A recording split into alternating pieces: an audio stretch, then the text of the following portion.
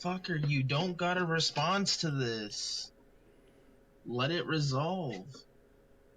God, this guy. I know he doesn't have a response because he's playing mono fucking red and doesn't have a counter card. And there's no fucking triggers. Hold up.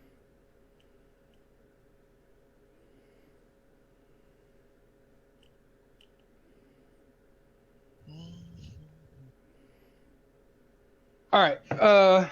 I need about 5, maybe 7 minutes. Wrap your shit up, focus up, do what you got to do. I'll be right back. Did Dustin level? Yeah, he did. I Okay. gave him experience the same as everybody else. I don't know if he actually Like, did this hit die and everything? applied it, but I think that he is good enough to handle it while if he comes tonight, he's good enough to handle it while we're Okay. talking.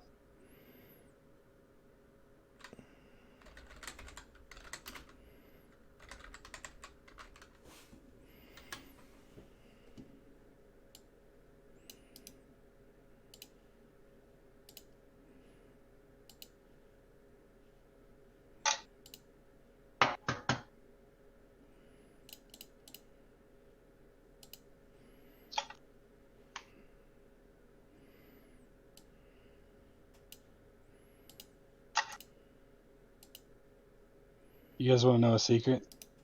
Yeah, what's up? By get ready, I meant go peel my boiled eggs finally because I forgot about them while I was playing Magic. Excuse me? What? Just boiling eggs? Just boiling Well, I eggs. boiled them for a salad, but then I ate the fucking salad. Nice. Yeah. Can boil Your eggs. mother eats salad now. Oh, now I want it. I'm gonna make some scrambled. Dude, I got 36 eggs over here. Bring them over. Minus 4. Mail him over.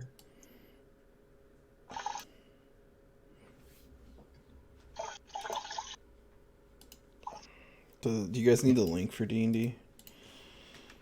Bam. No, they all know and remember everything. They're just too busy playing fucking Magic. Yeah, I just won this game. I am not. What have I done? Oh, Genj wasn't in the channel, though. We're all playing Magic the Gathering now. I wasn't in what channel? The other Discord channel. Yes, I was. Were you? For like a second. Oh, yeah. You left. You answered me. I'm like, what am I ready for? Do not answer. My bad, Stone. Shit.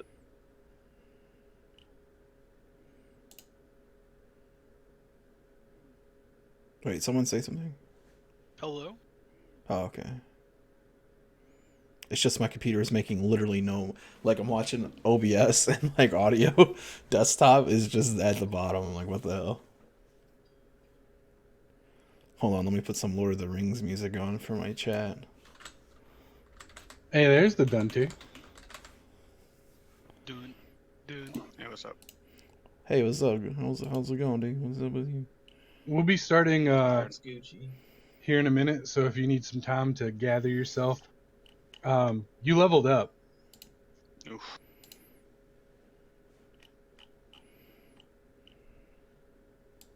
I mean, you're a fighter, so it shouldn't be too hard. That would be...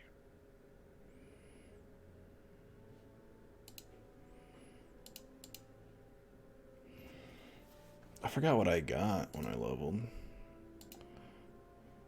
Did anyone do the notes why Dunstan was gone? I forgot about it until I just looked at my character thing. Hold on, I'll update. Notes, schmotes. Not really. I don't know if anybody knows. Luckily, I took good notes to Dunstan, and I will update you guys in a minute. Dunstan, I don't know if you got my PMs, but Yeah, I did. That was a week or two ago, so I've already yeah, forgotten. I'll give you guys a brief recap before we get started. I'm just going to finish this egg here, and then we'll get into it. I should have put some salt on this bad boy.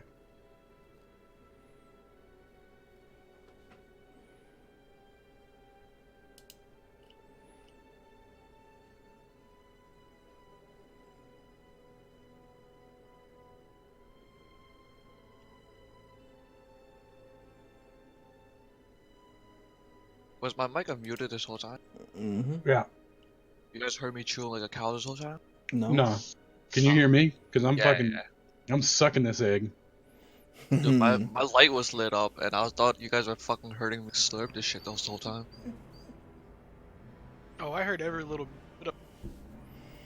How are we doing HP per level? Do you have a rule?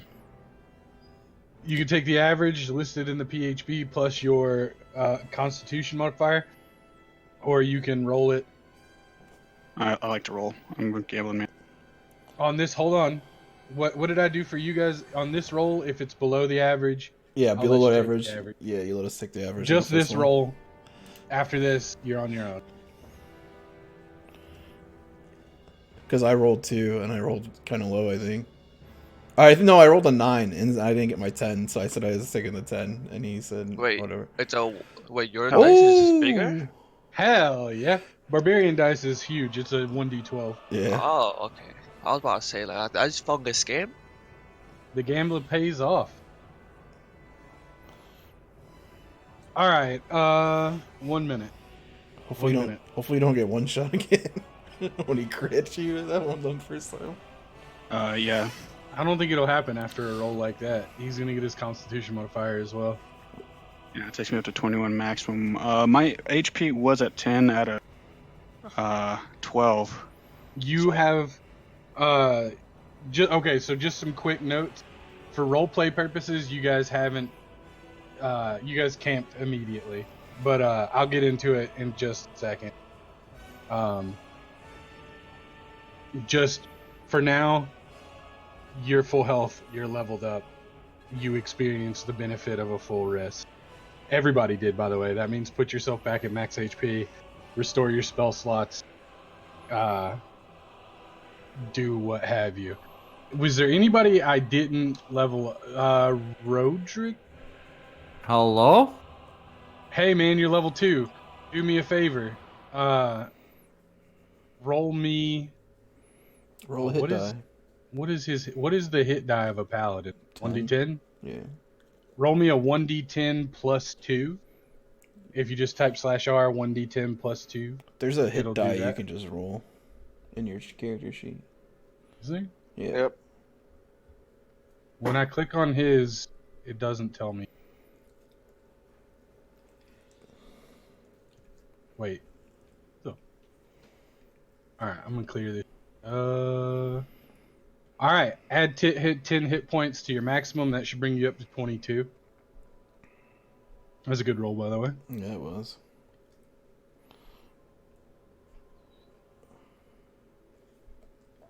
Roderick, for the sake of brevity, I'm just gonna go in and kind of like, oh, if it lets me, He's gonna fuck with your shit, dude. I'm gonna help you level up real quick by adding your features. Just gotta fucking probe your ass real quick. Probe that asshole real quick. Yeah. I don't even see hit points. Oh shit, you get so much stuff. Okay, hit points are at the top. It says hit point maximum, current hit points. You're gonna increase the maximum.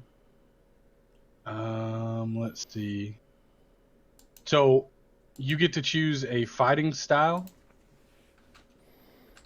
Mm-hmm. and I can explain those to you real quick. Basically, the fighting style will give you some options in combat. That it's like picking your favorite way to fight. So you've got defense, which is a very generic one. It gives you +1 AC.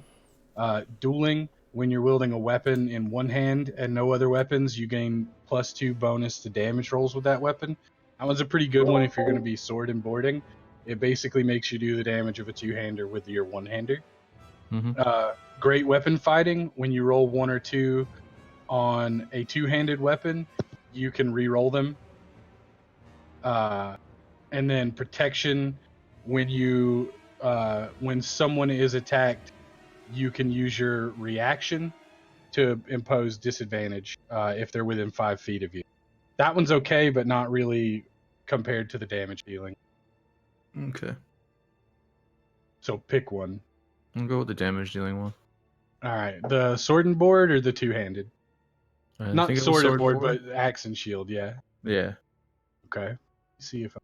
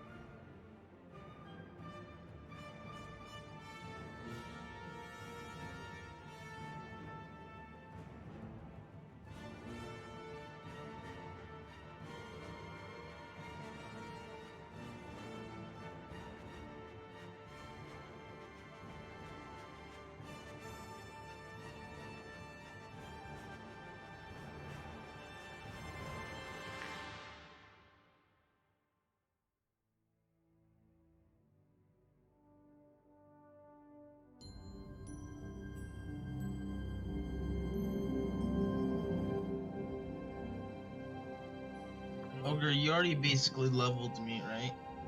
Yeah, I think so.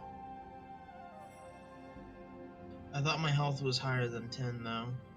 Oh yeah. Yeah, it should be.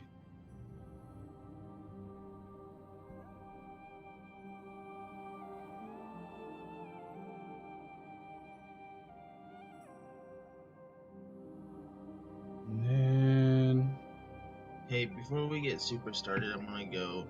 yeah, I'm to the leveling bathroom. Roderick up, so take your time. Any of you guys that need to do anything, feel free.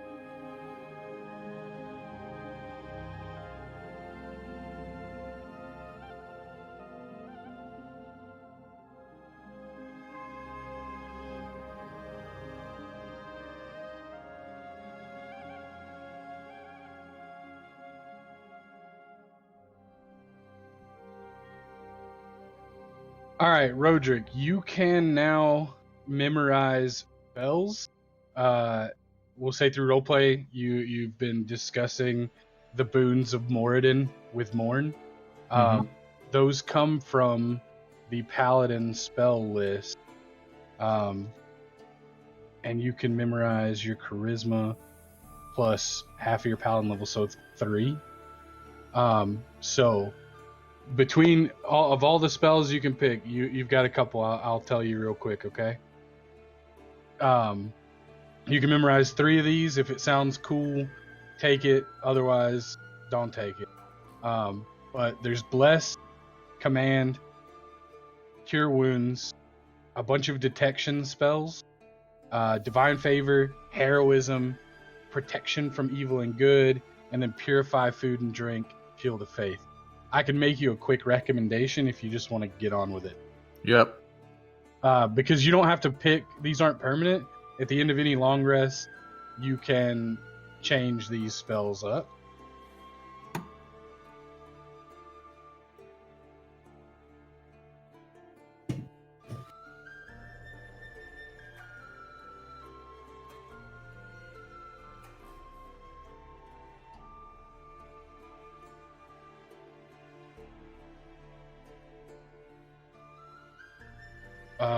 We're gonna give you Divine Favor, which is dope. It makes you do extra damage on your attack, but it is a concentration spell. We're gonna give you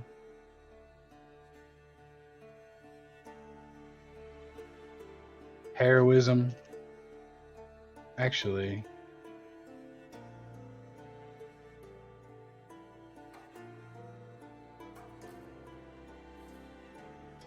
and round it off with Cure Wounds.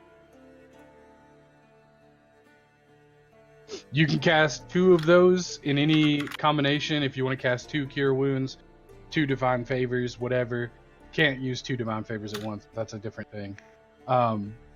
Basically, you can cast 2 spells every long rest. And that's all you.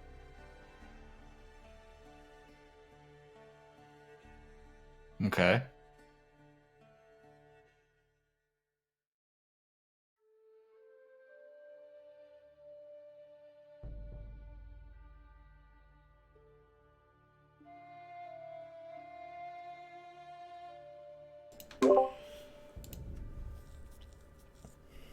Dunstan, did you get anything good for level 2? Yeah, I get action surge. Oh shit. Just to You get the also action. done Roger? Roderick. You can use a spell slot to turn on Divine Smite, which gives you 2d8 extra damage on a hit. So you can wait till you hit.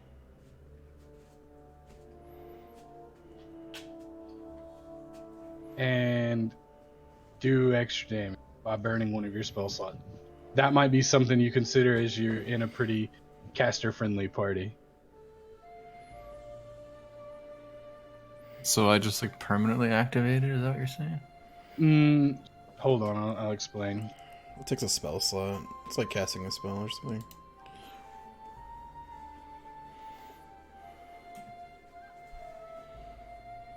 Yeah, it's each time you want to use it. you get one roll of 2d8. Can you? Do you have to say I'm gonna smite this turn before you attack, or can you attack and then if you hit, you can be like, okay, I'm smiting. How's that work? Yes. So you can wait till you decide to hit, and then you can add Divine Smite. Maybe I can add it.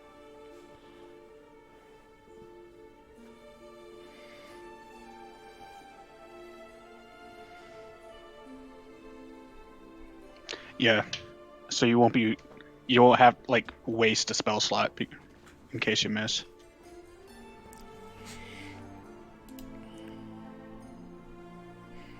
So it's not really a global damage modifier. Let me delete that. It's kind of just an attack. Yeah. It's not an attack. Just 2d.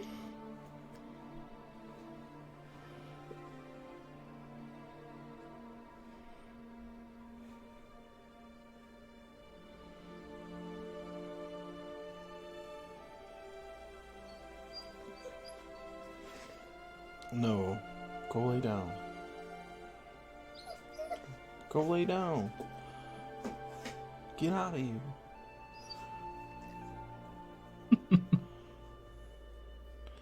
Trying to get my RP on, you know what I'm saying? You can't watch me when I RP, it's weird. Go RP like someone's walking you outside or something. Idiot.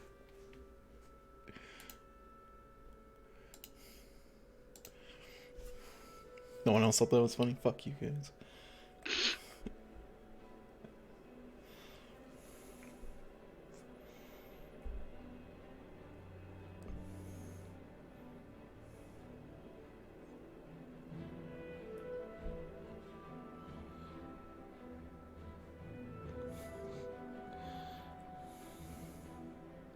Okay, so basically, anytime you want to Divine Smite, you'll just make your attack, like say you do that, and you hit, you roll your damage, you're like, oh, I hit, I'm going to Divine Smite, you just click the... Oh, except it has a fucking... That's a little strong. It doesn't get the bonus +2, though. It shouldn't. It's just a little strong, okay? Wait, that's actually how much it does? Burn one spell for 2d8 plus 1d8 per level? Damn. Yep. So Because it's- he's first level, it will almost always do 2d8. I wish there was a way to make an exception to that so that the global modifier wouldn't affect it. So isn't it? So right now it's gonna be a 3d8. No, It's per spell level. Spell Right. slot level. Also, not so the per first character level doesn't count. right. A level Okay. 1 is 2d8. Every level thereafter is plus 1d8. But he can't smite for 1d8, right? For no spell slot? Okay. Nope. Nope. What do you think this game is? Nope. And I get 2 of these? You have 2 spell slots to use throughout a day. So if you look at it this way, right? Like you are going to be choosing between using your spells for utility or straight damage. So if everybody's fucked up and dying and it's you and 4 goblins, do you kill a goblin with a big hit, or do you use that spell to cast Cure Wounds on your... Gotcha. Also, your Lay on Hands is restored, so you have 5 healing hit points. So you can use Divine Smite on a big guy; it'll kill it. Probably. Mm-hmm. Okay, so let me make sure that's him. Dunstan, you're good? Just one quick question. Yes. In the recap you sent me, it said the party found 600 copper and 110 silver. Is that split 6 ways? That should be split between all of you. That was the explicit agreement you get. I'll get to that in just a second. I'm just going to. I think if everybody feels like they're ready and everybody's here, is everybody here? Yeah. I'm here. I'm good. Can't you just ready check? Shade, Yeah, just ready check. Forehead. Shade, are you here? No, he's not. Ozog, are you here? Forehead. Rip my fucking forehead.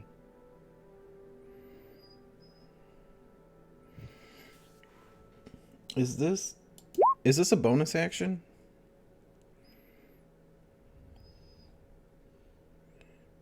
You can look it up. No. Okay. It is a when you make your you have to use the attack. Oh, okay. Okay. I get what you're saying now. Okay.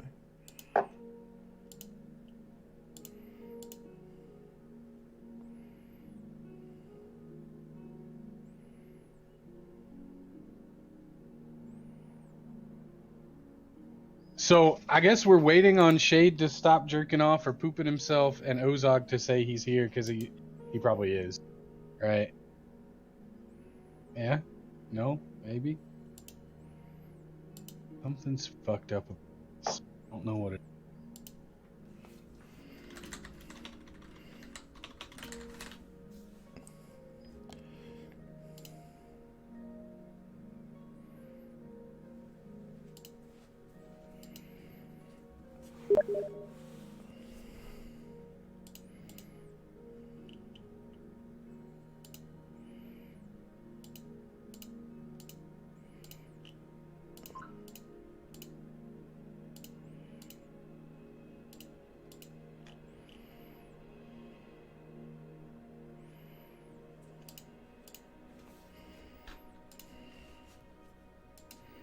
Are you ready?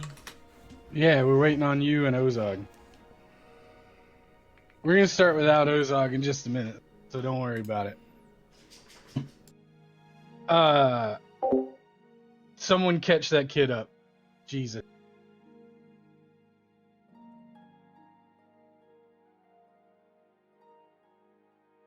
Alright, so, assuming everybody's here, fuck you, Ozog. Last session, the party found themselves delving into the Pragma hideout. There's a lot of stuff, Dunstan, that we're probably going to hear, and you can assume that they've caught you up and you were present enough to know everything. Basically, though, in exploring the cave, they found two notable figures. Clarg, who turned out to be a bugbear, a large goblinoid creature covered in fur, and Yemik, who was an aspiring and conniving goblin. The party dealt with Clark first and bargained his life for information. He swore to run away and never return. He divulged that the tribe is called Kragmaw and that they're led by King Grohl. However, he made a curious admission that he was under orders from a fighter. No one probed him for that information, so further details are a mystery. Mornin Roderick learned that Cragmaw Castle, the real base of operations for this entire tribe, was roughly 2 days' travel to the northeast, or as Clark said, into the cold sun. They found Sildar, the mercenary bodyguard of Gundren, in the grasp of Yemik the Goblin, and parlayed for his safety. Clark exiled Yemik, new boss. That's the state of affairs back in that little creepy cave, right? So after the adventure, you guys found several crates and chests marked with a particular stamp. Sigil? Sigil, there you go. That's a good one. As well as an unmarked chest with roughly 600 copper, 110 silver, and a frog statuette with golden orbs for eyes that Dunstan pocketed. He told the group he intends to split the profit of the frog when he sells it, but wanted to keep it to look at as he traveled. Various members of the party tried to discern the meaning and nature and history of the frog statue to no avail. The party, after the frog examining, made it about a mile away or two from the cave before agreeing as a group that going on, even back to the wagon, just wasn't going to be possible. I mean, it was a thick dungeon crawl, lots of fights, lots of injury. So a loose camp was made where everyone had time to reflect on their, adventure journey so far. And that brings us to tonight's session. It is morning in the Neverwinter Wood. A light drizzle drifts down between the thick canopy of the forest around you. However, it doesn't really affect the camp in any functional way. Sildar Hallwinter sleeps listlessly, unmoving by the fire. He has not been tended in any way other than a brief checkup by the party. What are you guys doing around camp in the morning? Wait, I don't. It shows like black screen of me. Yeah, there is no camp. Oh, okay, okay. It's actually the map. Hold on. Yeah, I'll just move you guys to a different. Real quick, I'm almost caught up on the notes for last session. You mentioned the crates had a particular sigil on them. Was there any other details about that? Does anybody from the party remember those details? It was the trade company. Anybody else? I do not remember. I believe it's the trade company that we were going to send more supplies to. Dunstan, if you'd like to resolve that in character, we can. Wouldn't he have seen them at the time though? He knows the sigil. He knows what the sigil is. It is a golden lion on a blue shield. Whether he can make that connection or not is a matter of skill check. Okay. Just typing that in.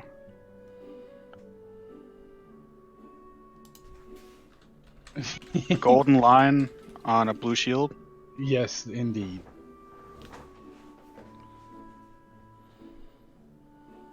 Okay.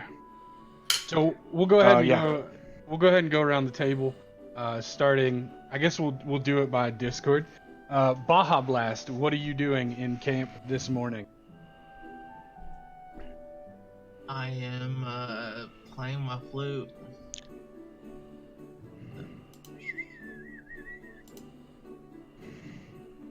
Oh, thank you. That's a very interesting flute player. Hell yeah. Did you whistle? I think he did. Give us a song of your people. Dunter, what are you up to, my dude? Can I make that skill check to see if I recognize the sigil, I guess? Would you like to enlist the aid of any of your party members? No. I would not want to use one of my cantrip things on him. You just want to cast a spell on him? I want to do the bonus roll thing that we were forgetting to do. All right, Dunstan, you're over, I assume, wherever you guys laid out the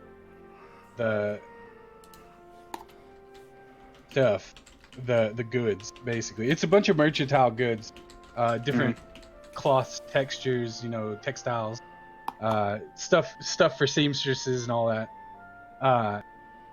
And Baja Blast approaches you. Baja Blast. You approach him. Hello. Hey, what are you doing there? Are you approaching me? I'm trying to see if I can remember where this sigil's from. It Oh. looks really familiar. It's Winston. I thought you were Gordor. I was like, what are you? Look, this map doesn't matter. You guys are role playing. Who gives a shit? He's just drawing. It's something that you look at. But you guys are now role playing with each other, so let's hear it.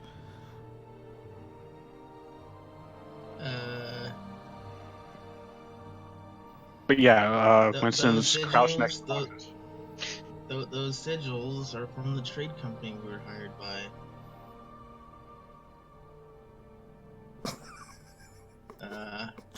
What's the name of the trade company? I can't say I remember. All right, so this is where Dunstan, if you want to make a history check. I mean, I have it in the. Is it Barthen's provision? Because that's in the note. No, it is not. Okay. Yeah, I'll make a. All right.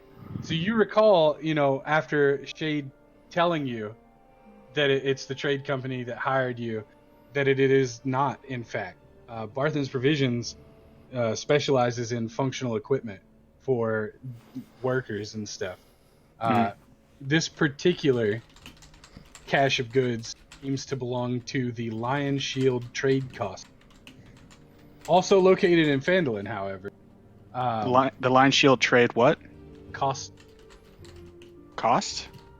ER. Is it? It might be pronounced coaster. I'm not sure. I think your mic is just cutting out at like the worst possible instant each time you're saying that word. You're pulling an accent. Coster. We'll try again. Coster. Coster. Like Costner, but without the ner. Okay. But yeah, so you recall, from Gundren prepping you guys, he told you guys a little bit about Phandalin and some of the major players, that Lion Shield Trade Coster is an important one. Beyond the fact that it seems to deal with less functional equipment and more like trade goods, you don't know too much about it. Okay. All right, so moving on briefly, List, what are you up to, my dude? Not much. I'm probably just gonna sit right behind Roderick and just see what the group is doing. Okay. Mushroom. I want to start preparing because we haven't eaten yet, so I'm probably gonna start preparing a ration to be ready to eat. Okay. I want to look towards Tanner and I say, "Nobleman, I believe we never caught your name. What is it?" Oh, name's the Great Tanner. Well, I'm Morn, and my friend over there, he's Roderick. Hello? Oh yeah, I know about Roderick. He's my best friend here. Did you say Gratanner? No, I said the Great Tanner. Greatener. Who is this guy? Who? No, it's No. Gray Tanner. He's the Gray Tanner. He's not wearing gray. Known for tanning the greatest gray hides across the lands. You guys are a bunch of jokesters. A bunch of clowns. As you guys continue your discussion on the nature of Tanner's nom de plume, I guess, Ozog, what are you getting up to?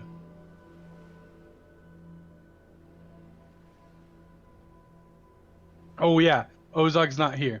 He's still asleep. Roderick. While he's asleep, I look through my entertainment pack and I find a pair of oversized clown shoes. No, you don't. Roderick, what's up, my dude?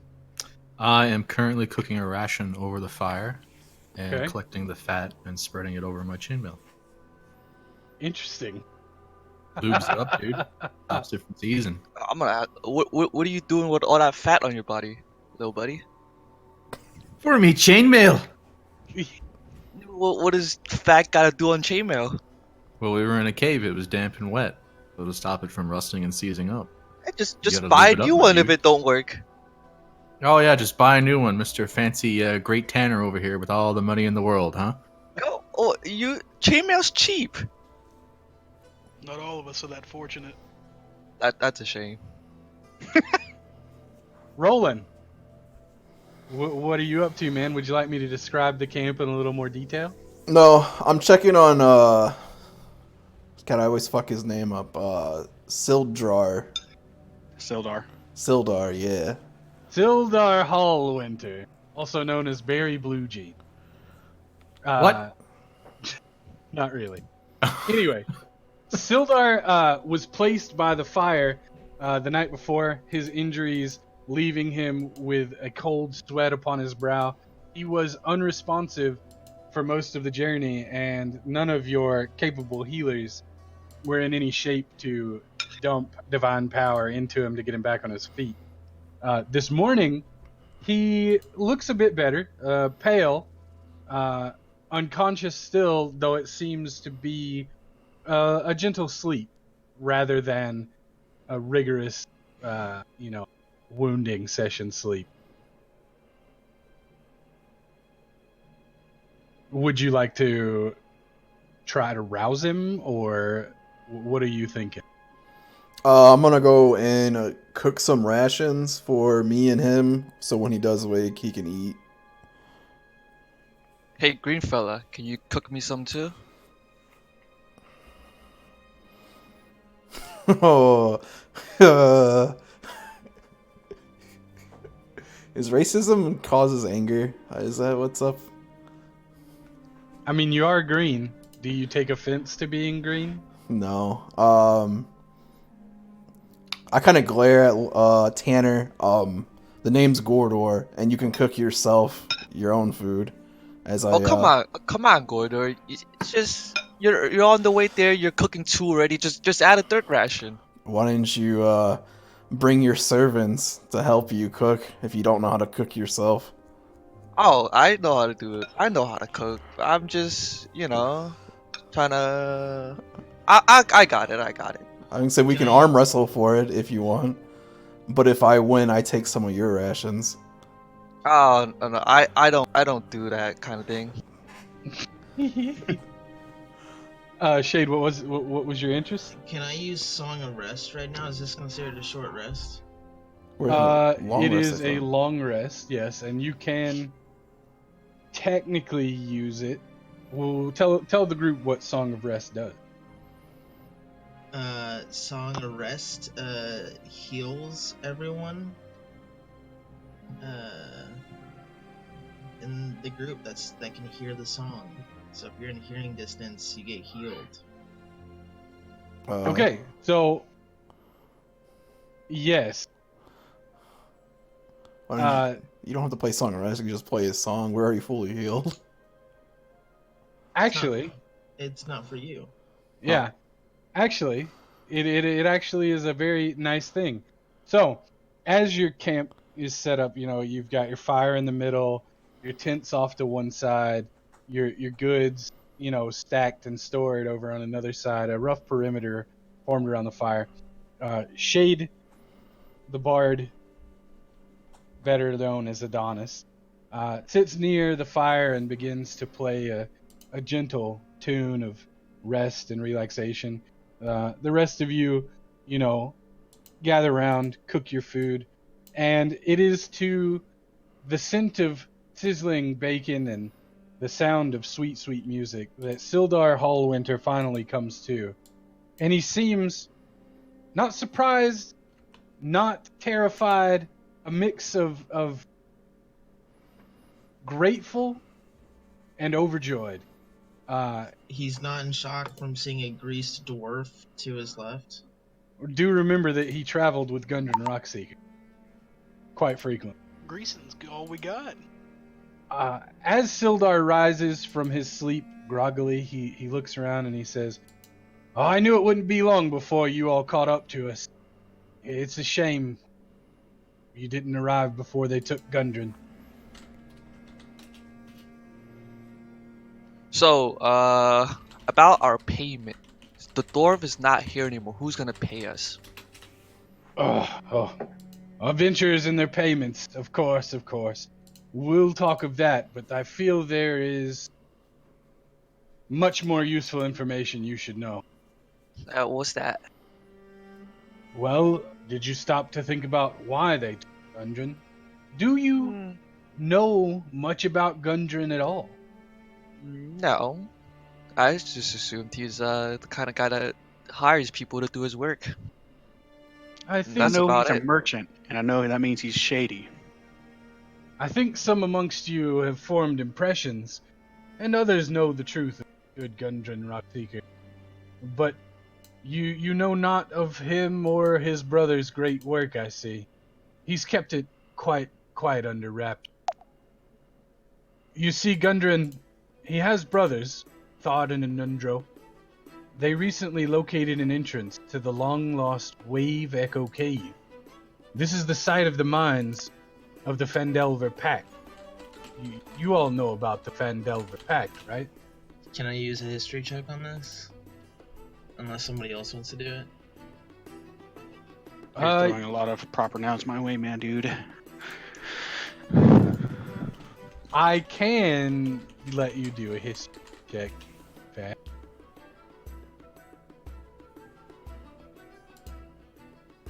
Can I do one also? Yeah. The rest of the party, out of character, can you do me a solid? And anytime you hear a proper noun, just type it in Discord. Yeah, I can do that. A proper what? Noun. So like the name of people or places. Like he just mentioned Oh, Gundren, and okay. he said his two brothers' names, which I didn't catch, and then he said the Wave Echo Cave or something. I didn't catch his brother's names either. Nundro and Thardan.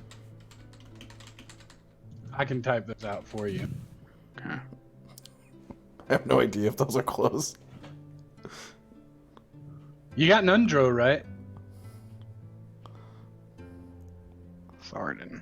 Oh, you said third. I think you said Because third. he got Nundro, dude.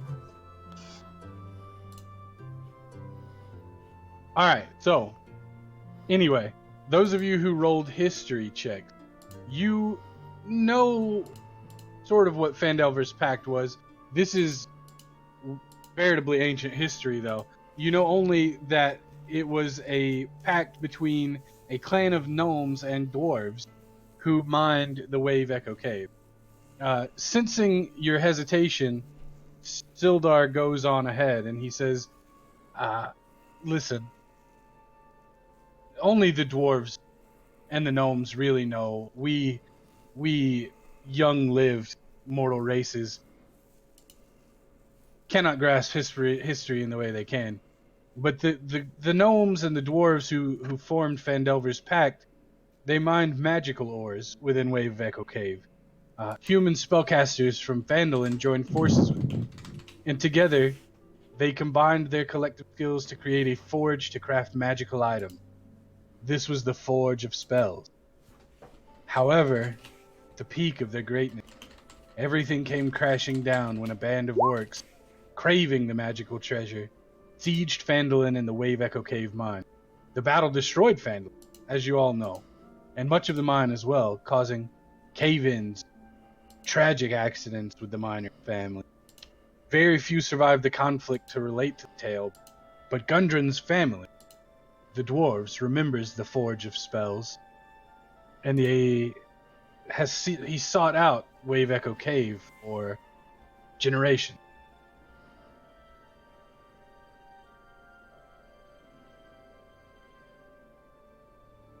So, for those of you who weren't paying great attention, Phandelver's Pact was a pact of gnomes and goblins. Not goblins, dwarves. Dwarves. They mined magical ore from Wave Echo Cave and created a forge for creating magical items.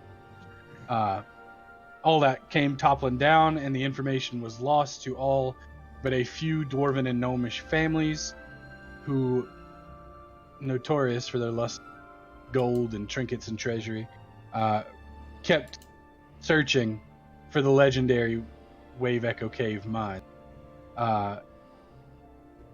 Gundren, Sildar wraps up and he says, Gundren was waylaid by order. That's why. They want to know where he is, where the cave is.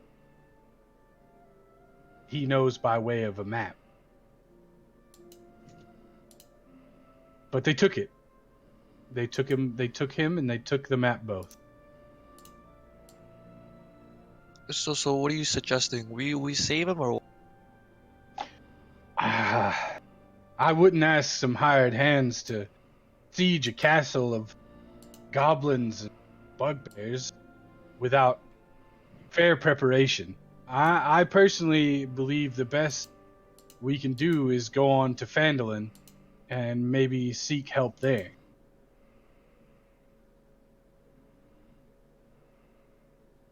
But the longer we wait, the chances of Gundren survival. Oh, that's the thing about Gundren. They're going to keep him alive. Only a dwarf can puzzle the riddle the way he keeps his map. I've seen it 100 times, and I'm no good to tell you where the cave is, but I know he knows. And so I have hope that he will persist. Also, I have no idea where Cragmaw Castle is, but someone in Phandalin surely does. Didn't that big furry dude tell us where Cragwell Cave was? Oh, Clark. You know that guy? Oh yes, you can't trust a word Clark said. Why not? Bugbear. Yeah, I hate them too. Regardless, if you all will escort me to Phandalin, I'm certain that you can prepare yourselves for the ominous task of finding Dungeon Rock Seeker, and I will make it worth your while. Not only will I pay you the promise of Dungeon Rock Seeker, I will throw in a little extra for seeing me to safety. Why are you doing this for him? Oh, Gundren's a fine dwarf, probably the finest I've ever met. I disagree. Roderick here is a pretty fine dwarf too. I'm sure Roderick is a nice dwarf, but Gundren Rockseeker, those who know him know he's never gone on any caravan or business delivery without making a new friend, because he does things for people. He can see things about them. I hand Sildar some rations, and I agree. I've been with Gundren for a while now, and he is definitely a good person. And he never told you about this forge or whatever. Seems a little shady. In truth, if it were not for my family's background, I don't think he would have told me either. But the time for him to strike, he thought, was now. We were going finally set up his first exploration. His brothers have gone before us. They are beyond Phandalin, I'm sure, but maybe they'll come into town to await his arrival.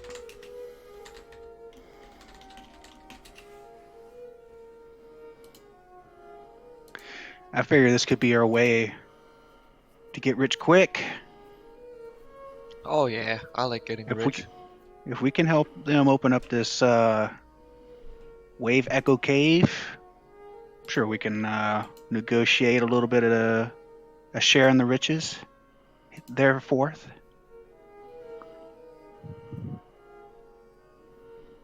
Alright, so what do you guys think? Think we should help out the little dwarf?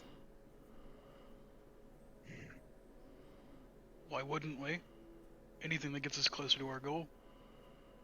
What is our goal exactly? I thought we were bringing this caravan to Phandalin. Maybe not your goal, but my goal is from a vision of Moradin. I am on a holy journey to clear Cragmaw Castle. You religious people freak me out. Say you, but the light of Moradin has blessed me and Roderick. See? It's just a sign. It's a sign that Moradin wants us to get rich. All right. Let's get going then. I kind of Look, want to get rich too. Ain't you already rich? Listen, things happen sometimes. You know, money comes and goes. I bet it does, clean shirt. Are we by the wagon? No, you guys are actually in the woods still, quite Okay. a ways. So Sildar asks after finishing his breakfast, seeming to have lost interest in the conversation and turn to his more base needs. He says, "So have you all made a decision? Will you be accompanying me to Phandalin, or do you set off after Gundren today?" I believe we should come to Phandalin with you. Then I suppose we should move all of this onto the cart. It's going to be a hard day's work. That it will. Yes, it will. Get to work, people. You're not shirking your way out of this one. You're helping. Oh, I'll carry the jewelry. All right, so is everybody on board with the idea that they're going to take the goods that you guys rescued and move them on back to the cart? Yes. Yes. Okay. Yeah.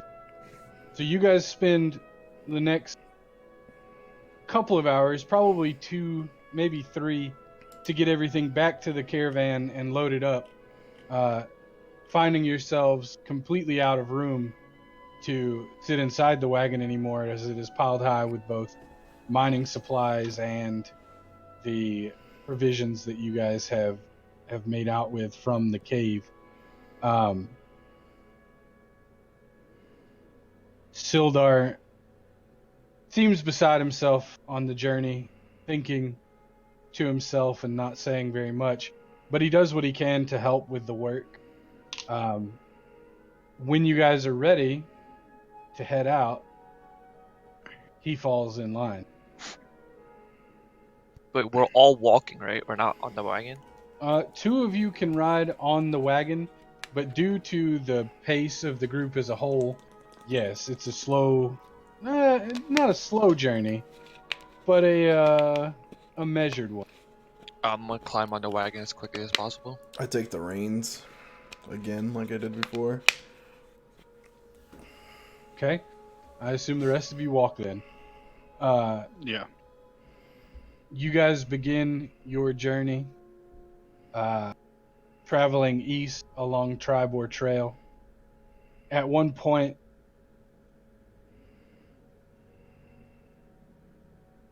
Sildar says, "Whew, we're ways out still, friends. It might take us until morning if we push through the night." There ain't no sense in that. Don't want to get into town tired as hell. Okay, so roughly 8 hours of travel passes, and you find yourselves turning south.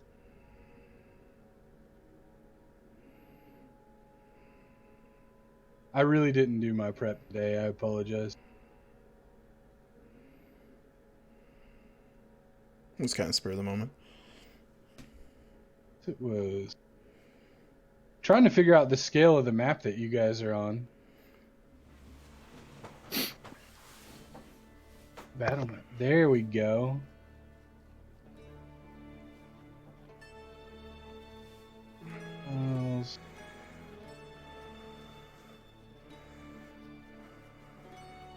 By the end of your travel, yeah, you guys have made it roughly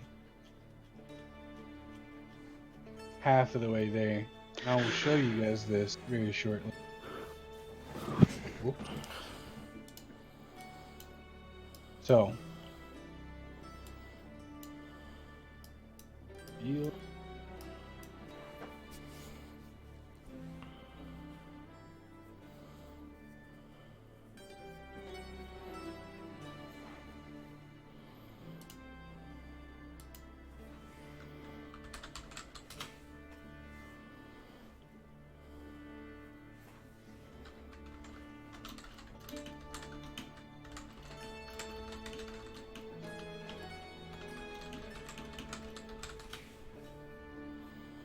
So you guys are the purple circle. This is where you started.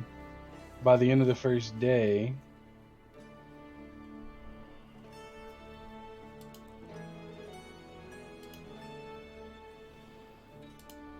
this circle doesn't want to move at all. I need to get a little wagon token.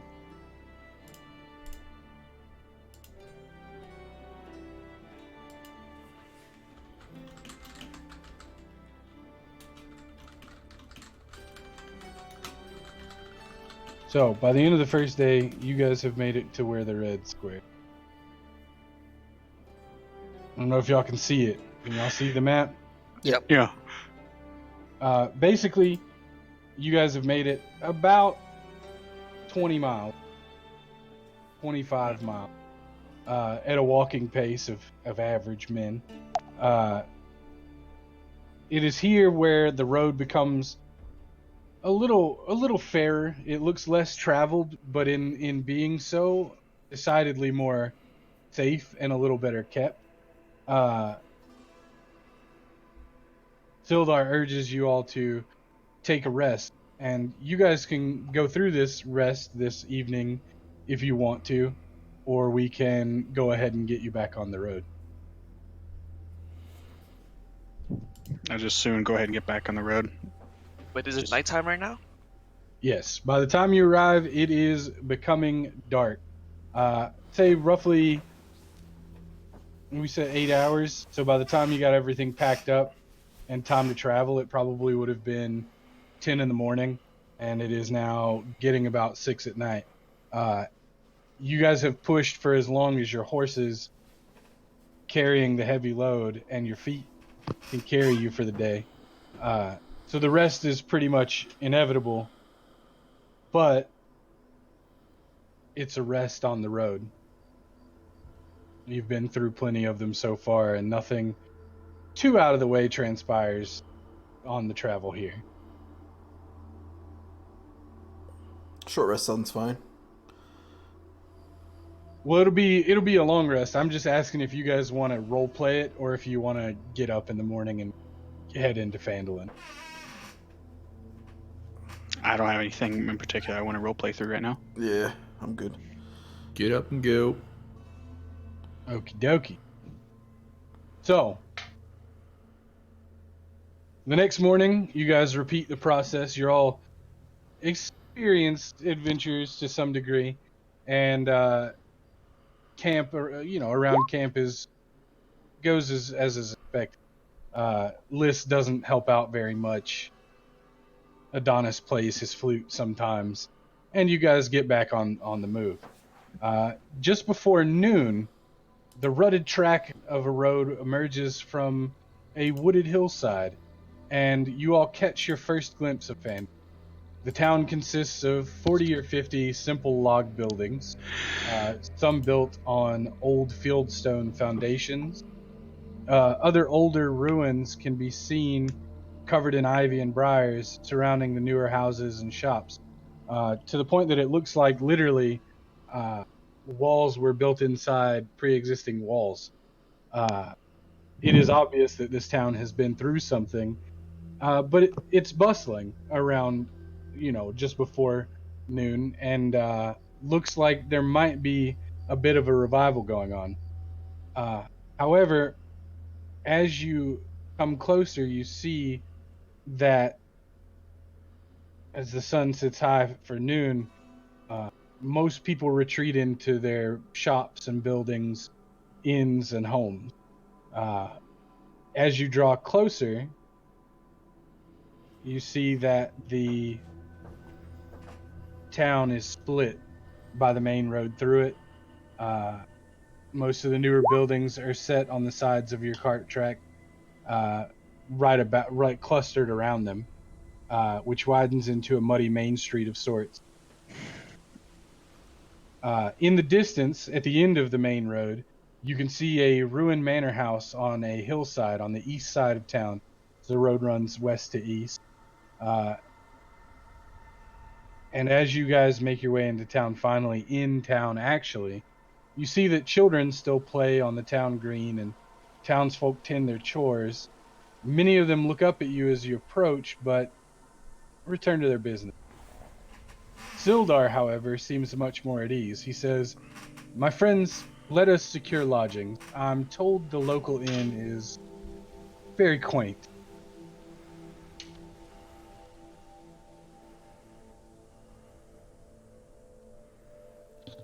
Sounds good to me. We'll need a place to put this cart anyway.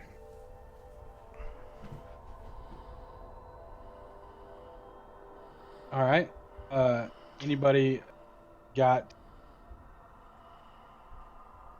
issue? Does anybody take issue with going to Nope. the inn? Not Okay. at all.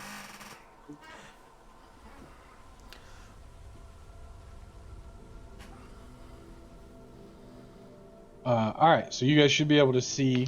Wait, did he tell us where we should drop the cart off at? There is, in fact, a stable. Is this town predominantly occupied by dwarves? Humans actually are resettling it, and you've seen mostly humans as you come into town. I'd like to throw my hood up before we actually walk into town, so people can actually see my face. Good call. Good call. So as you guys are going through, Sildar takes the time to point out a few places to you. The first building you cross is Barthen's Provisions, and he says, "We can bring the cart back here once we've made the other drop-off. This is where, if you recall, Gundren had asked you to bring the thing." And he just carries on. He doesn't seem interested in stopping now. He motions to a smithy and a small shrine with symbols of golden coins and women's faces as he sidles up to a very large building.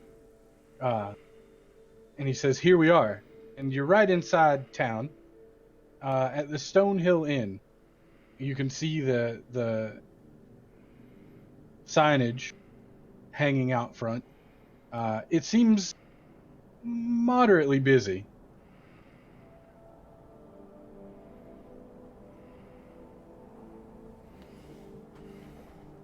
Are we heading to the inn and resting first? What are we doing? Oh, it's morning time, right? Or It no, is just before noon, like 11:45. Oh, my fault. I think the idea is we're setting up our place to come back to later on, so that we can take care of business in the afternoon. I mean, you guys have seen from Tribor Trail as you come into the town, you've seen pretty much the span of it. It's not a big town. You guys have stored your cart at one of the small buildings next to the inn. A stable there that Sildar seems to know the stableman. It was no trouble. You guys have time, probably, to make it to one side of the town and other, exploring different locations if you'd like, before it gets dark again and businesses close down. So we did not turn in to Barton's Provision yet, right? Nope. So you guys arrive at Stonehill Inn and store your cart, and Sildar takes you guys in and sits you down in the inn room, and he buys you guys around, and he says, "Listen, I know you all have a lot to do here in town and maybe a path to forge for yourself. I have a business of my own, really, that I should get to before I leave again." What business do you have? Well, namely, I'm after a member of the Lord's Alliance. The Lord's Alliance is a coalition of sorts of governments in the north. You may know of the famed leaders of Waterdeep and Silvery Moon and Long Saddle. Regardless, there are many of us working for the Lord's Alliance who are not, in fact, famous or fanciful. We do the hard work, reaching out to the people and, we're working to do good across the realm. I am in Phandalin specifically because a fellow member of the Lord's Alliance has disappeared while exploring this town. I don't know for sure that anything ill came to him, but it is curious that he wouldn't report in after so long. Quite the busy man. An escort and you're looking for someone. Well, I do what I must. Okay, Will well, you pay us before you leave?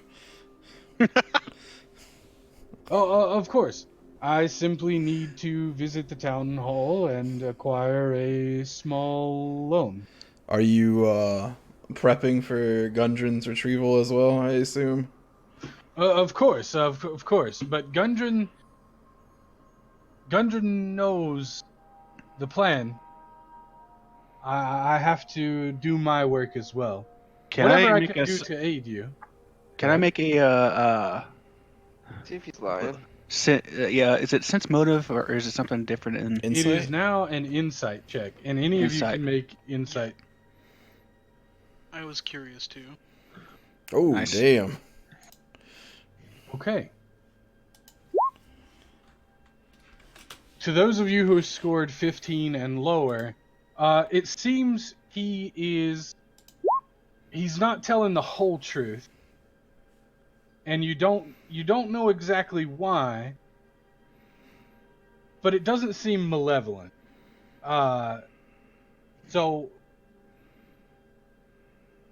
you get that he does have things to do here, and that Gundren does understand the importance of what he's about as well. But there seems to be something he's not telling. Morn Brightholm, you know. Are you gonna whisper that to him? Yes. Okay.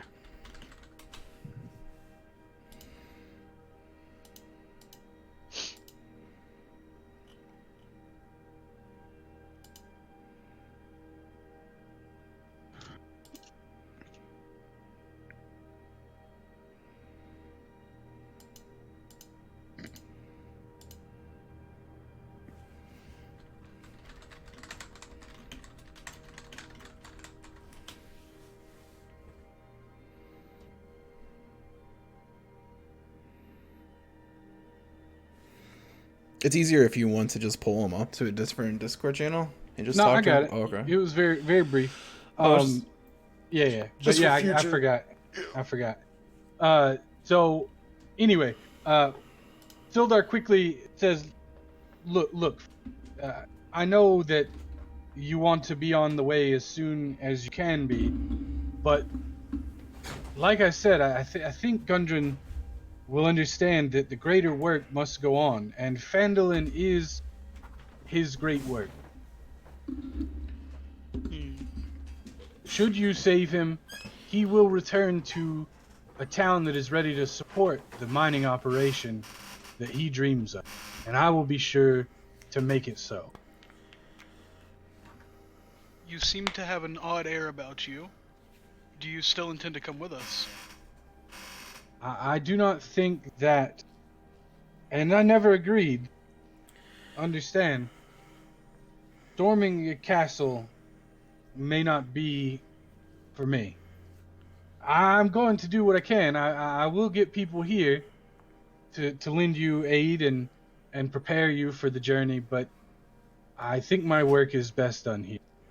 My skill in combat is not quite what it used to be, as evidenced by the success of Goblin. Well, I understand. Thank you for helping us with what you can.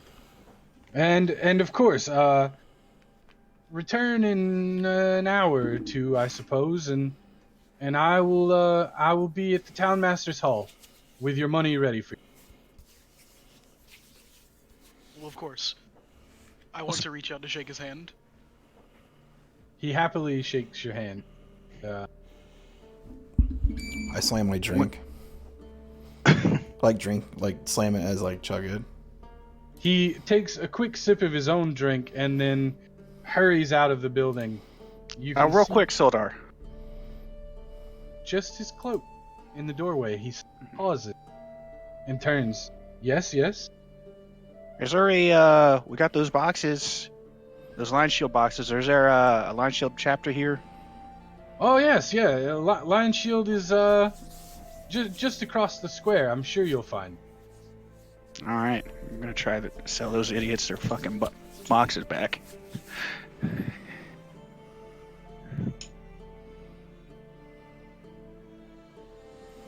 And with that, he quickly not runs, but makes his way out of the inn and into the street.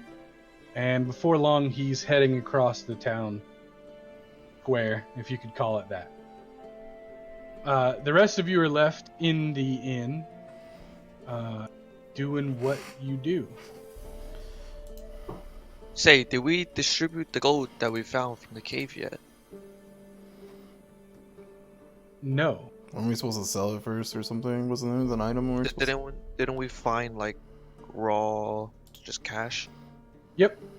Who's holding that right now? It is in a chest on the wagon. Oh. Just a quick aside, in the center of town where you're at, in the inn, it's a big roadhouse and fieldstone, and you're in the common room. You're not alone. There's several locals lurking, nursing mugs of ale or cider, and each and every one of them has been very interested in your conversation. Oh shit. Even the proprietor, who soon approaches you. He's a friendly young male human, and he says, "Hello, greetings and welcome to the Stonehill. I'm Toblin Stonehill, native of the town of Tribor. Come out to Phandalin to prospect with your friend Gundren. I was no good for that though, so I've set up this fine establishment. If you're gonna be in town, you should probably go ahead and sort your affairs and set your room up." Say, how much is it gonna cost us to stay here? Well, the lot of you, there's a lot of you, so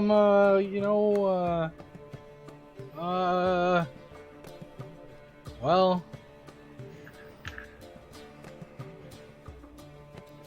that's a good question. I've never dealt with such a big lot of you, and especially the big one. I mean, he's in a big cloak, and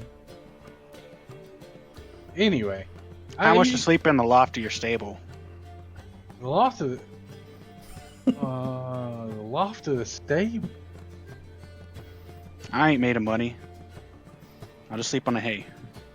Well, that's the poorest accommodations we have, but I guess 2 silver pieces for each of you.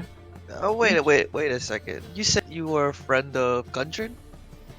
Well, everybody around here is a friend of Gundren. I didn't, I don't know it personally. We don't owe any favors, but Can't you just put it on Gundren's tab? After hearing what I just heard, Gundren's tab might not ever get settled. It sounds like. I didn't mean to be dropping eaves or poking my nose where it don't belong, but I run a simple business, and we don't run on dreams and happiness. We run on silver pieces mostly. Hopes and dreams. But listen, I'll tell you what. Normally we would do, we would set you up in an inn room for 5 silver pieces a piece. We got rooms for all of you. Some of you will have to share. So what we could do, we'll do 4 silver for 4 rooms, and you can share them and sort them out the way you like. So that comes to 15 silver a day for the Wait, duration that you stay here. real quick, where do I see how much gold I have? We don't have any, I don't think. Oh wait, you did the other thing, right? If it's in your starting sheet, it should still be there. Like, is that the little golden square? Is that what? Those are copper, and then it's From top to bottom is copper, silver, electrum, gold, platinum. oh Yeah, Okay. so you actually have 21 gold. I have 21 gold. Okay. And how much silver is 1 gold? 10 silver is 1 gold. So basically, it'd be a gold and a half to put everybody up for a single day. In the end, you get 4 rooms. Where the hell did all the gold I had go? I didn't have any gold. I had like 100-some pieces. Now I got none. It was probably spent on gear. How did we go from 2 silver a day to 4 silver a day? Well, 2 silver is for out in the stable. That's what we charge. 2 silver for the stable, 5 silver for the room. That's mighty generous if you ask me, but giving all y'all such a discount, on account of what you've been through and bringing Sildar back to us, we can set something up for you. I'm sure the noble one can handle this. Winston gets a shit-eating grin on his face, and he says, you know what? I changed my mind. I'll find somewhere else. I'll catch you guys later. Oh, And come he- on, Winston, come back here. I got you, buddy. I'll pay for this. This is nothing. At a gold and a half or so a day, we could do, we could do you. We could do you better. We could do you better. We'll do you 5 days.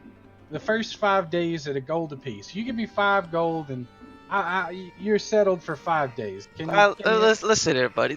Don't worry about it, man. I got it. We should be leaving the night anyway, so we probably won't stay here anyway. He holds his hands out and he says, "Well, if you got it, then I'll take it on good faith." You know what? 5 gold. Alright, take 5 gold. Here's 5 gold. Holy He shit. pockets the gold and he says, and he seems to be losing his shit because he's never really held 5 whole gold at once, right? Like that's a thing, Like the last time he had 5 gold, he put a new roof on the place. Is he? Can I do a Insight check? not an insight? Like, would my character know how much the going rate for an inn is? Would he be able to tell if he's being taken for a ride here? That is an insight check. Here. All right. You actually know, and most of you can kind of figure out, he's a little bit starstruck to be seeing an adventuring party, which is what he assumes you all are, right? You came in together, you talked to each other, you had a goal in mind. Seems a little bit starstruck. He's actually cut you a really good deal. 5 days for 5 gold for more than 5 people is pretty great. And as you're, thinking about it, he had just added, that entitles you to a gallon of ale and a couple loaves of bread, every morning. Nobody can bring it up to you, but if you just come down here, Trilena or Pip, my wife and my son, or Elsa even could get it right to you. Do me a favor. Can you spread the word of the great Tanner? He's in town. Just spread the word. Tell him how great of a man. Oh, I mean, yeah. Sorry, that was out of character. Tobin says, I don't think you'll have much problem with folks knowing you're here. I mean, everybody saw you coming in. Half of them ran over here and asked, and then ran right back home. I mean, Toblin, by the way, Toblen. The word's getting around, and sometimes though that's sometimes that's not so good. Y'all know about the red brand, right? Tell me about that. What is that? Oh, the red brand. Well, ever since Gundren took off, it's been hell near 2 seasons since he was here last. You know, red brands have been having their way out there on the street. They don't come, and bother us all the time in the inn. Sure is not with you guys here now and everything, but yeah, the red brands, they're something, I tell you. Well, I'll you if they ever cause you any trouble, you let me know. I'll handle them, and you could tell everyone in town that too. If they got an issue, they could come. A couple of the locals sitting at a table towards the back of the room raise their glasses to you, but they also let out a hearty chuckle when they do it. How much does an ale cost? You hold on, Elsa. He calls back over to the bar, and a young, bright thing at the back of the Ooh. bar says, yes, sir, yes, sir. And she comes over quickly, and he says, go on ahead and get these boys the gallon of ale for the day. How much is that gonna cost? Like I said, we'll give you one a day included with your room, and some loaves of bread if you so desire. I was planning on paying for everyone's ale for the night, depending on how much it costs. I just want to know how much. Oh, well, it ain't too expensive. It's only a few silver for a gallon, like the jug. What else is gonna bring out? If you go Alright, through that one, then you can set up your tab with her at the bar. alright. You let everyone know drinks are on me tonight. Everyone? Everyone. Yeah. Well, I think I'll go have myself one. And Treat yourself. I hold my He cup gives out to Tolvin. he gives you a wave, and he says, Elsa will be right with you in just a minute. And heads on out to the back of the bar, where he helps himself to a glass of ale, and then disappears into the bowels of the kitchen. How much gold are you deducting from me for that? We'll see.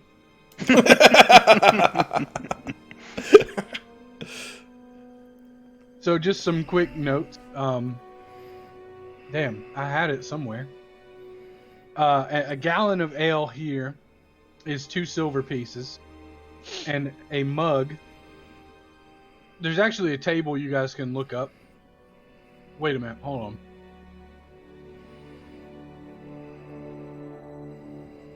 Oh, we don't have an actual tavern map, do we? No. Oh man, is that in like the map pack that will get? This tavern? I don't know. Isn't there a tavern map? I thought. Maybe, but I didn't do any prep. Maybe I'll have Okay. a tavern map laid out for you guys next session. Okay. Let me consult some rules real quick. I just realized that I have been. Oh, I see it. A mug is 4 copper and a gallon is 2 silver. Yeah, but I think that's old 158. I'm Those just of looking at you. the Roll 20 5th edition compendium. That's where I'm looking at it. I look Oh at. yeah, Player's Handbook. No, it's from the compendium. It's under expensive. Oh yeah. So that the compendium in our compendium, just as an aside, the Player's Handbook exists. It's accessible to you guys. If you Google, you can Google inside the Roll20 browser to find certain things like class stats and stuff like that. Food, drink, and lodging is a table. In fact, in the Player's Handbook, for those of you who have it, it is on page 158. If you see, we gave you guys you guys are in a modest inn, and I gave you guys a pretty discounted price, and there should be simple, provisions that you can purchase there, and the price is listed. Most of those things will be available. There is no fine wine here, or aristocratic meals. Maybe something wealthy or comfortable could be arranged, should you guys wish for that. I do need to buy rations. Did he say he's giving us rations for the day or something with our room or something? He gives, yeah. So Elsa comes back out shortly after Toblin disappears into the kitchen, and she's bearing a large platter. On it are basically loaves of bread, a couple things of cheese and fruit. And she says, "This should keep all of you going for today. It's the end of the day. I know y'all have probably been on the road, but it should do you." And she passes over this big platter of bread and cheese and fruit, and a big gallon jug of ale. And the gallon jug is clay, two-toned. At the bottom, it's mostly clay, and at the top, you can tell that it's rudimentary glass. Classic-looking jug of ale, even with the X's carved into it. A whiff at the jug will reveal that it's not the best ale, but it'll do you for staying full and maybe getting a little tipsy. As Elsa is passing out bread and cheese, she says, "Oh, have y'all heard of Darren Edermath? I bet y'all have." Nope. Well, he's an adventurer just like y'all. He works down at the orphanage. I mean, orchard. Gosh, I get them all mixed up these days. But he works over at the orchard. He's its keeper. And he always comes in and tells us about his experiences adventuring out on the high road and killing bandits and stuff. But y'all enjoy that food now, and she goes to other tables and begins to work. I look at. Is she hot? She's your classic town woman. Does she show You feet? know. Well, she's barefoot, so yes. Okay. Yeah! God. I mean, damn. she's poor. I don't know if you. I mean, this is a frontier town, and she's a little, average by town standards. She has clean clothes on, though they won't be by the end of her shift. You can tell a few grease stains and spilled drinks already at the edges of the clothing. Barefoot, hair tied up, busty, or a little thick with two C's. But, she's not a pretty woman. She's got that thing with the mole. It's not worth going into. But yeah, she just seems like a regular Phandalin woman working her trade at the inn here.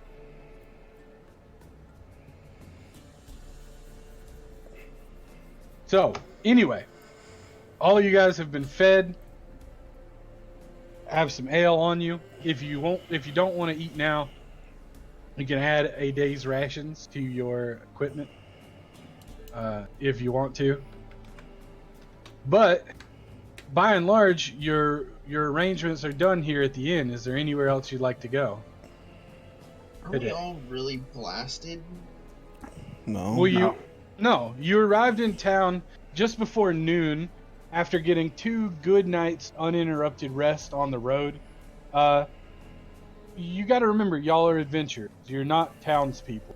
Y'all were bred and made to be on the road, right? So the last 2 days' travel, compared to the dungeon delve, were vacation. Very uneventful. The sky cleared up on the second day. Just an all-around okay time. But so you're here. You're here now, and you're capable of doing some exploring if you want to. You know that you have 2 different places to visit, and you've heard some rumors about red brands and fellow adventurers out there in the street. Winston says, "Well, I'm gonna head on over to Lion Shield, see if I can make some money." I'll come along with you. I like some money. Well, you can find me at the mine near the center. Or not the mine, the shrine. Okay. So let's go ahead and get the rest of you. Adonis, where will you be going today? Um. Can you guys see the map? Yeah. By the way. Yeah. Yeah. Okay. Just making sure. Yeah. I want to check out the Shrine of Luck. Okay, so you'll be going with Morn to the shrine. Dunter and Winston and Tanner are heading to Lion Shield. Are you Mhm. guys carrying the provisions over? Yeah. Is there how much provisions is there? Is there a lot? There's a good bit between the two of them, even though if you've seen the map, it's across the street on the other side of town. The best bet would probably be to wheel the wagon over there, as the Lion Shield's goods are on top. All right. Yeah, we probably should do that, right? Just park it right outside of Lion Shield. Yep. Mhm. Do you guys know how to drive a wagon? Yeah, I got this. Yeah, I want to go. Well, I guess we could make a handle animal check. You want me to do that? You can always make handle animal or land vehicles check to drive wagons in gentle conditions, right? You don't have to be proficient. You don't have to do it right now either. Regardless, so I'm still running through. I'll address We what should happened. all take our gold from the chest if you guys are gonna buy anything. Okay. So As I hold refill on. my ale. Hold on just a sec. We've got that some of you are splitting off, and I want to hear where everybody's going, and then I'll do the things that happen after we know everything. So, Zog, are you going with them? Yep. Roderick, are you going to the shrine, or are you going to get to see the gold counted? Going to the shrine. Okay.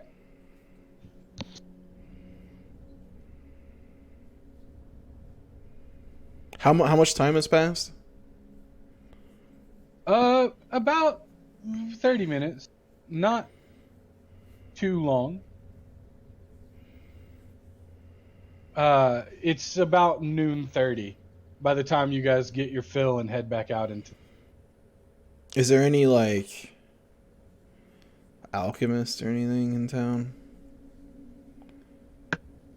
You could ask around in the inn.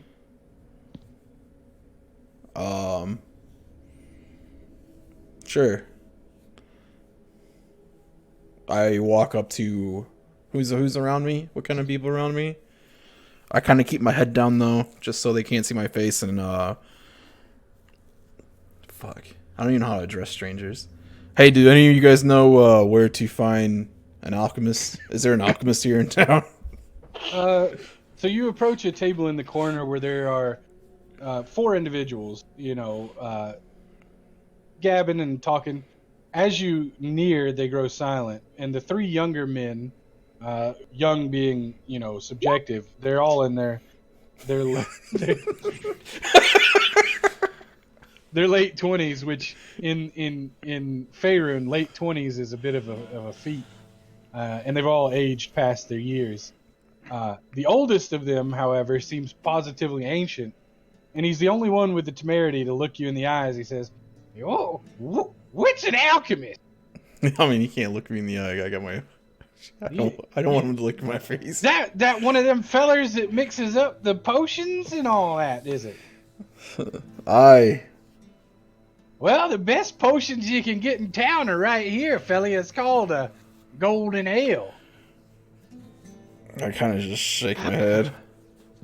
Well, hold on now, fella. I'm just giving you a little bit of the old Phandalin charm on you now. The best simulation of an alchemist I reckon we got around here, probably over at Ettermath Orchard. The old Darren, he mixes up a fine salve or two from what the what the bees leave behind and all that. You know, the bees behind and what a bees behind can do for your All health right, and thank everything. you. And I walk away. You have a good one now, young feller. All right, so Shrine of Luck boys, we will deal with you guys first. You head out while Gordor is getting the old Phandalin charm put on him, and you head across the street where you can see Phandalin's only temple. It's just a small shrine of stones made from the nearby ruins. As you round the corner, you notice a scholarly-looking woman, uh, young, surprisingly young looking, strangely young looking woman, actually, tending to the shrine. Front and center is a large, plate sized disc of silver, and on the disc is a woman's smiling, welcoming face. Uh, as you approach, she looks up and says, "Be welcome to the Shrine of Luck.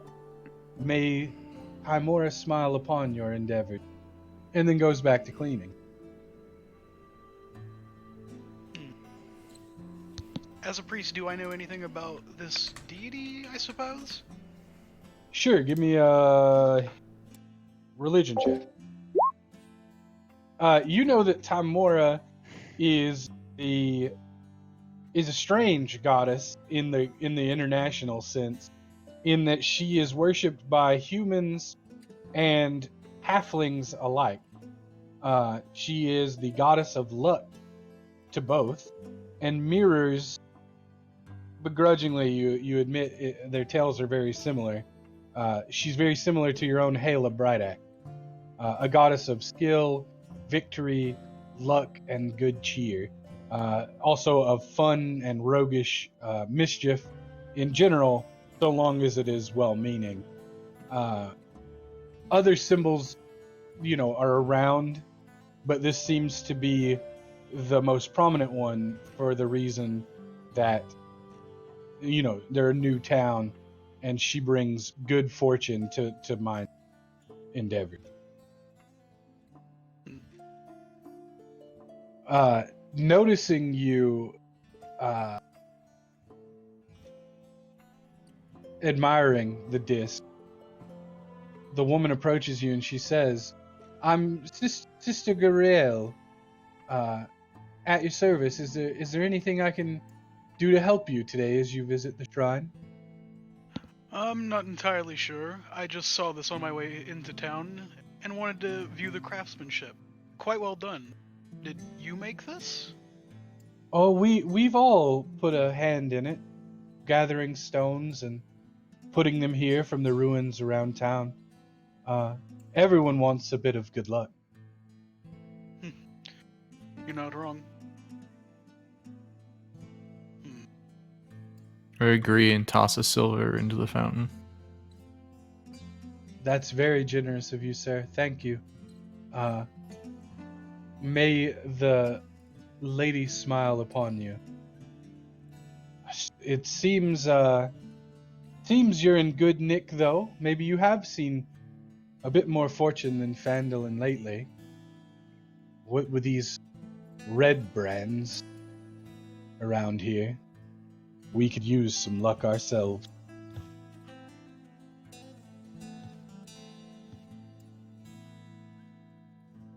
Can you tell me any more about the red brands?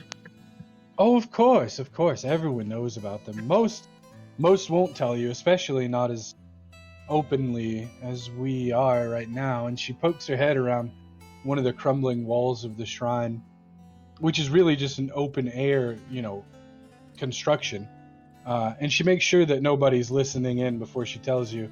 They've been holed up here for, oh, maybe 6 months now, cycles of the moon, if you will. Ever since Gundren left, the town has been very tense, you could say. But it's the same kids. Many of them have put stones here themselves. ever since the manor, though, they don't seem to be the same. The manor? Oh yes, Tressendar Manor at the end of the lane. That seems to be where they are congregating, if you will, for rest and sleep, when they're not at the other inn, of course.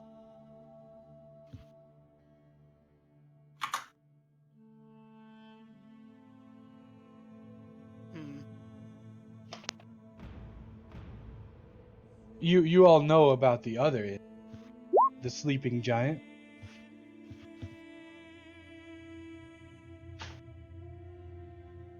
Of course.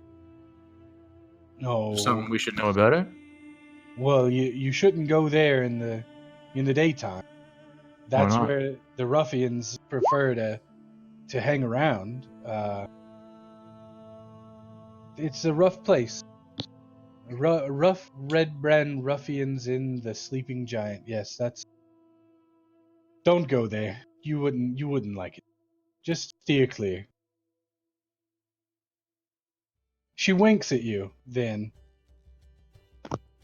and says, "If that's all for today, boys, I think I should get back to work. But if you do deal with those red brand ruffians, let me know."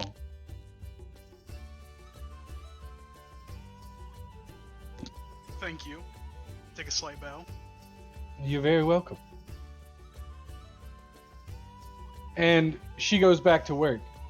There's not a lot to see here left at the Shrine of Luck, but you hear out in the street the sound of a wagon full of provisions and surrounded by familiar adventurers passing by. If you'd like, you can join back up with them now.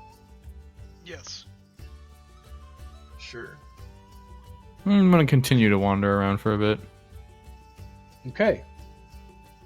Those of you headed from the Stonehill Inn stable with your wagon, I assume you're making for the Lion Shield Coster, which is right across the common square. However, there is no entrance in the direction facing the Stonehill Inn. Is that the gist of it? Y'all are going to Lion Shield? Yeah. Okay. You pass by the Townmaster's Hall, and out on the front porch, you see Sildar. And he waves at you and he says, "Oh, I'll have your money soon, friends. Interesting times at Town Hall, I tell you. When you finished up, or maybe in the morning, come by and see me again." And then he disappears back into the Town Hall. You make your way around to the front entrance of the Lion Shield Coster, passing by various homes and shops, woodworkers, miners, that sort of thing. And you park your wagon out front. You can see by the signage of the Lion Shield Coster that it's a bit of a more established thing. Did all y'all just get kicked out of Roll20? I saw Yeah. that, but I'm still That's in. what it looks like to me. I'm in, but it looks like I only see myself in here. Yeah, Can okay. you see this? I'm gonna reload. Ping? No. Yeah, I think it just went down. So he's. Oh, As I long see. as long as see. you guys can see the map, I don't really care. Oh yeah.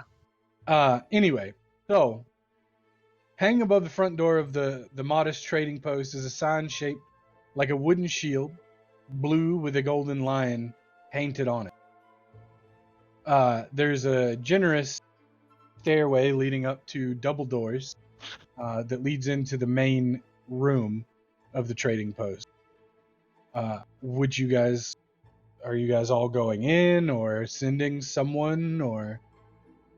Before we go in, I'm gonna say you guys have a plan for this. How are we gonna try to swindle them to buy our goods?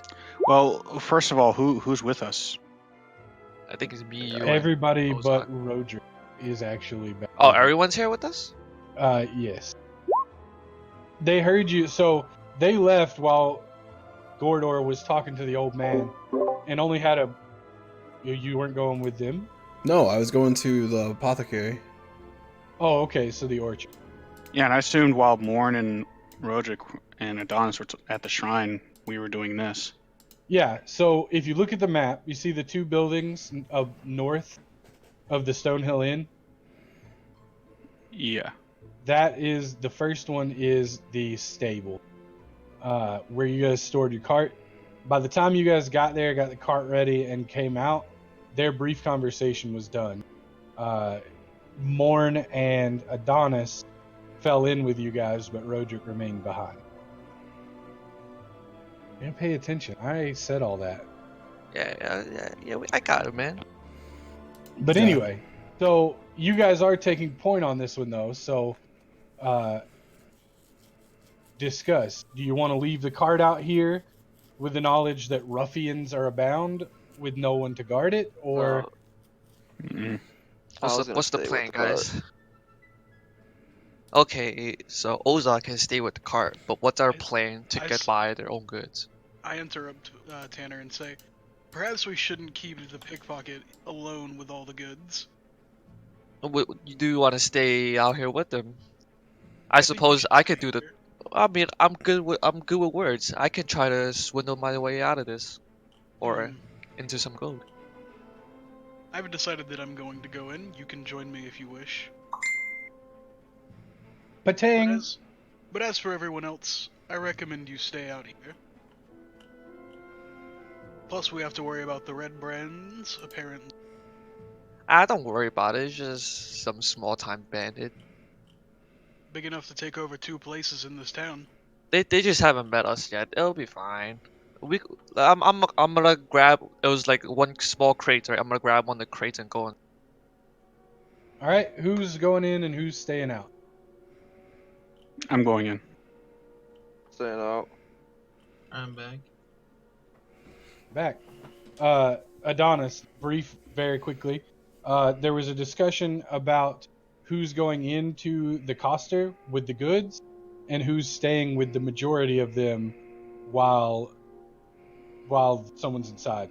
The threat of ruffians being around town didn't seem wise to your friends to leave the cart alone. Currently, Ozog is staying, and Morn, Winston, and Tanner are going in. What would you like to do? I'll stay out by the cart. Okay. Those of you who go in, immediately you see most of the general supplies of daily life. Silverware here and there. A couple things. Traveling lanterns, packs, tools, practical goods, but also mostly trade goods. There's a bit of flour, that kind of like long keeping staple food stuff, scales, things of commerce. You do not, however, see immediately any armor or weapon. Behind the counter in this main room, it's basically square room with a counter on the back side of it, going away from the door, facing the door, and shelves lined with goods. Behind the counter is pretty sturdy looking woman, and as you walk in carrying a couple of boxes, she is busy snapping at a younger man beside her. She says, "Well, if you weren't lazy as all get out, we'd have found out where our supplies went by now." You said the person behind the counter is a woman.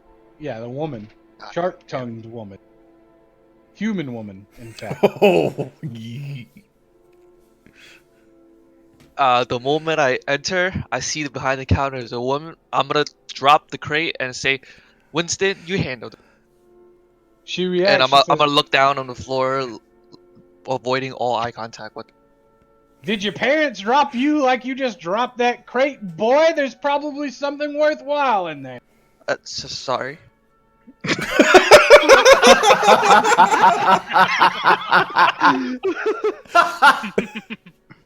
She seems When taken aback, and she says, "Well, you sure ain't one of them ruffians, that's..." Winston says, "Well, whether or not this is anything valuable is for you to decide, I think," and shows her the sigil on the side. Oh, well, now I got a question for you. Are you one of them ruffians, or are you just out of your mind? I'm not one of the local ruffians, though. I am one. We happen to find Hey. these. Go on. We happen to find these in the company of a bunch of smelly goblins, and we liberated them. The only way an adventure can, and brought them all the way here. It was a long trip. Had to haul them all the way out of the cave, all the way back Now to our I cart. understand what you're trying to say, you scumbucket, but lucky for you, I got a heart of gold and, well, books to keep and profits to make. Here's the deal. I take it that cart you rolled up in is full of my supplies bearing my Brandon. Some of it is. All The rest right. of it's you Barthans. Well, I can either call to town hall and get the guards to come take my marked goods, or tell me again where you found them and accept the bounty I'm willing to give you.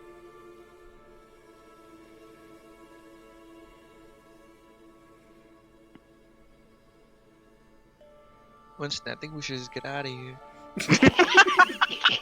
I take the 50 gold pieces is what I'm offering, boys. Just take You it in don't the gotta skull. you don't got to be scared now, 50 gold. Now. There's no reason to get guards involved. I didn't think so. We're just wanting to negotiate a reasonable finder's fee, and I think 50 gold, it's approaching reasonable. 50 gold is half the worth of the goods. The delay from not having them here has already cost me another 10. I won't be giving you no more than half of what they're worth, or we won't be able to keep this branch open. So 50 gold is it.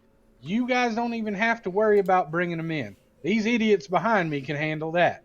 While you're waiting on them to unload you of my burden, we can talk about I look to the rest of the party that came in. 50 gold sounds reasonable to me. Yeah, man. 50 goes good. Let's go. All right, As you 50 gold guys- it is.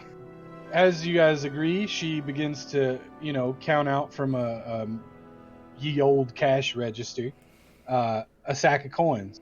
She says, "This will take a minute, and I hope you don't mind me jabbing while I'm at it, but, it's obvious y'all ain't red brands, and you say goblins, was it? Goblins took my good... Oh, my mercy. Well, you ain't goblins, and you ain't red brands, that's for sure.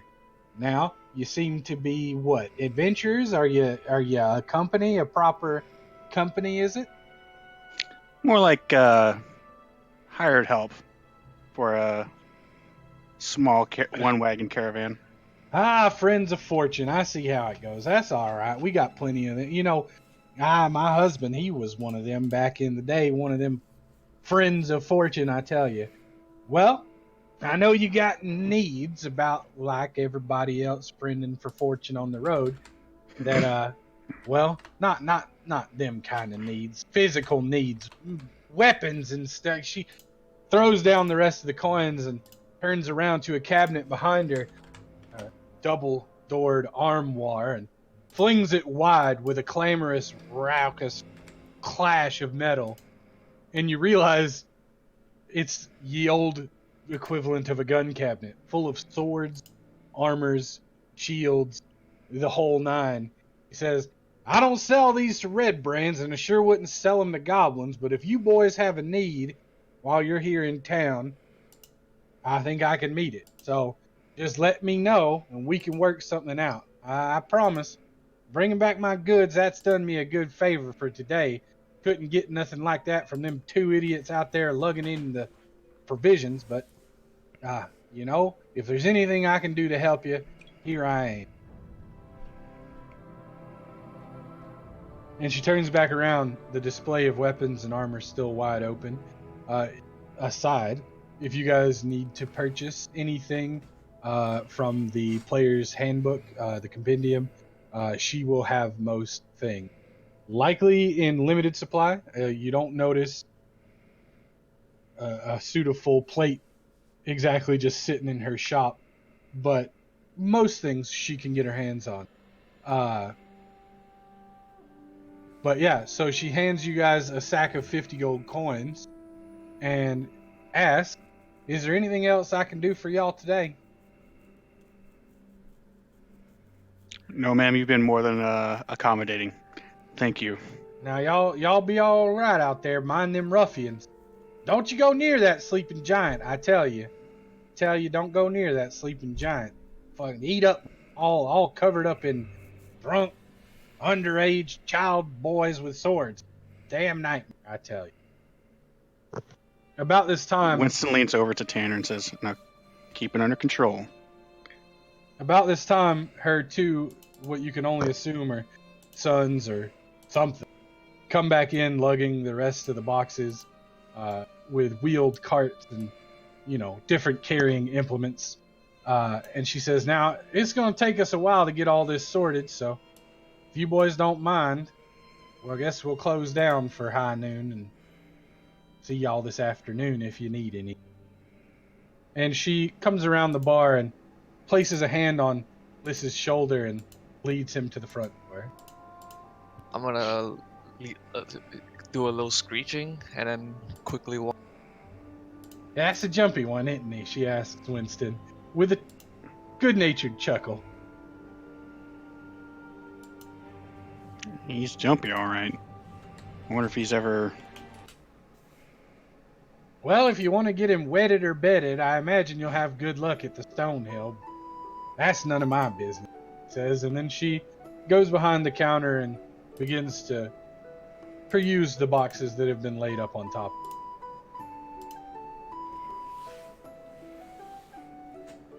All right, I go back outside. Okay.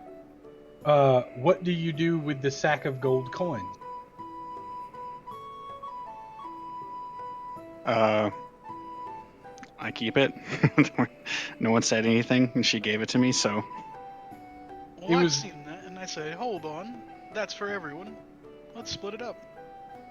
Well, yeah, I'm holding on to it. We can split it up when we split up the rest of it. Well, I suppose it's now as good a time as any. We're in town. Plus, I might be heading off somewhere before I settle down in the inn. All right. So, let's see. 1/6 of 50 for your share. That'd be 5, right? Yeah, here's 5. Hold on. To note, there is a chest that is currently serving as the place for your other communal loot. End out of care. Go ahead. If you want to split it up here, you're more than welcome to. But we're going to have to do this again very soon. Well, I'll just take my 5 from this, and I won't be on my way just yet, but I suppose I'll stay for a little bit. Okay. Winston hands him 5. He digs out another 5 and proffers it to Tanner. Here's 1/6 of it. That went well. Better than I expected. He digs out another 5 to hand to Ozog. Here's another 1/6. I wish I was there. God damn it. Wait. I'm outside, right? So we ended Yeah, up he's 5 passing. gold. He's passing out 5 gold from the share of how much gold you're not sure. Tells you. Okay. So I'm tells you it's gonna a ask. I'm gonna ask them how much they got for selling it, We got 50 gold. and I'm getting 5 gold. Yep, we're splitting it up evenly. That's not even.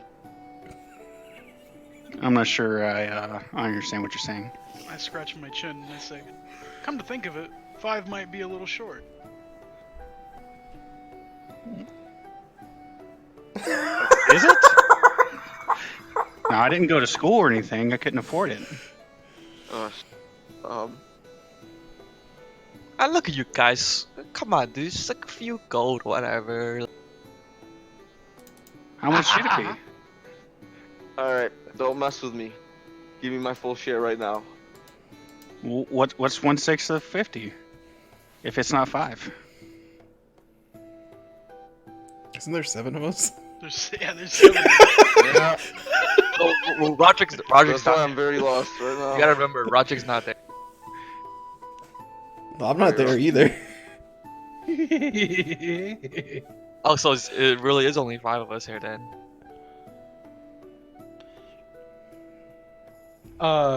So you all let me just so I can be clear. You guys got 50 gold for a group effort, and you're splitting it up between the 5 of you. 6 ways. You're splitting it up between the 6. 5 gold. Here you go. No, I'm like, it should be split 7 ways. I'm just like, are you guys fucking serious? He just takes 5 gold and doesn't say anything. What the fuck? Listen, No. Tanner's more not gold concerned right now. concerned with chump change. Tanner, I need you to shut up right now. Oh, watch your I'd mouth. be more interested about not getting ripped off. Ripped off? What do you mean? We didn't get ripped off. Thank you, Donna. Getting ripped off. I'm so confused, guys. I gotta be honest here. I didn't have much schooling. So, what should everybody be getting if it's not 5? 7. Because 7 times we should be getting 7 and 1 silver. Oh, 7 well, gold and 1 silver. there's no silver in here. All right. 10 silver makes a gold. Yes, but we don't have the ability to translate. Well, then that just do gold. 7. I rounded. 49. 7 times 7 is 49. No. There'll be 1 gold left over. Winston, you can have it. This guy bragging about his mathin'. Yeah, that's not nice, Ozan. Come on. So since all right, to make up the difference there, Morn, here's another gold. I 2. would have From what I one get. more than that. I I give him another gold. And I give Adonis 2 more, and then I give Tanner 2 more, and then I give Ozog 2 more. So everybody here has 7 gold, right? Have you taken your own gold out of it? I have it. Do I? Okay, so hold on. Let me do some math here. If the 4 who are not dunce, right? Morn, Tanner, Ozog, Adonis, all get 7. That leaves 22 in the sack. Yeah. You gotta split that with the other. It's not my concern. Just I'm trying to keep up with the math myself, so I know how much gold you guys have. Fucking using the communal chest, you motherfuckers. We didn't touch the communal chest yet. You all know about it. We left all- that back at the inn. No, No, it's it's what No, on it's the on the wagon cart. It's on right the cart. now. Yeah. I thought we were talking about that busty chick. The communal chest. No. God damn it. Shade puns strike again. Okay, so you guys have doled out the gold, right? Mhm. Yeah, I fixed my goal. As you all sort out the gold, you see a group of young boys, probably 12, 13, at the end of the lane, eyeballing you. They don't approach or say anything. However, I stare him down. How many boys are there? about 6. The young boys, we can take them if they cause. I'm gonna walk over to them and I'm gonna hand them each a piece of gold. As you approach, they scatter, fleeing into the various small offshoots of the road and even through a woodworker's yard, cackling. There's no need to be scared. It's just old Tanner I was gonna give you guys some gold, help you guys out. You guys look like you need some help. Long gone by the time you start talking. Fuck them then. I'm going back to the group. You notice that the haggling has taken a little bit longer. It's beginning to be late afternoon, and people are coming into town and beginning to sort their affairs. You can tell if you have other business to do and don't want to wait long, you should probably get about it. Don't I Well, move re- faster in the city? Do.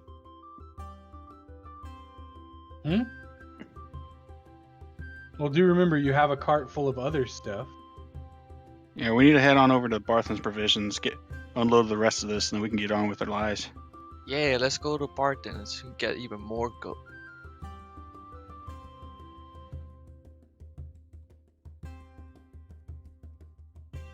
What do you say, guys? Are we moving out now, or do you guys have any other plans? Might as well. Did she have anything for sale? What was Yeah, Let's but go they're loot they're closed now. Let's go loot the Okay, red then up.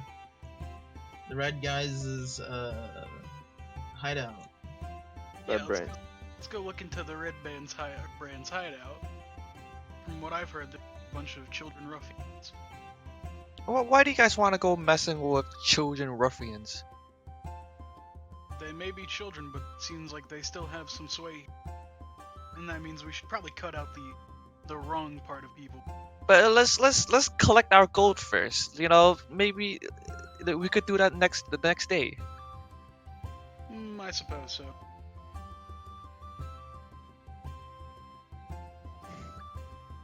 So what are we doing? Are we going to investigate the manor, or are we going to Barthen's Provision? Barthen's Provision. Barton's? I think we'll go to Barton's first. All right, so you guys load up the wagon. Plenty of room for everybody to ride now that there's no, shit left on it, and you begin to make your way back across town, taking a loop past a couple of homes to the northwest of Lion Shield Costa. I'm gonna keep my eyes peeled. Due to my prior run-ins, I want to make sure we don't run into any red brands. I'm also making sure there aren't any suspicious people taking an undue interest in our wagon. Yep. As you round the corner to the small supply shed north of the Lion Shield Coster, you see people gathering on the town green for a late lunch, and really there's a fair amount of people out and about now. None of them seem mightily concerned, and you don't see anybody dressed in red for sure. So you make your way on towards Barthen's Provision. We'll take an aside here. Roland, are you present?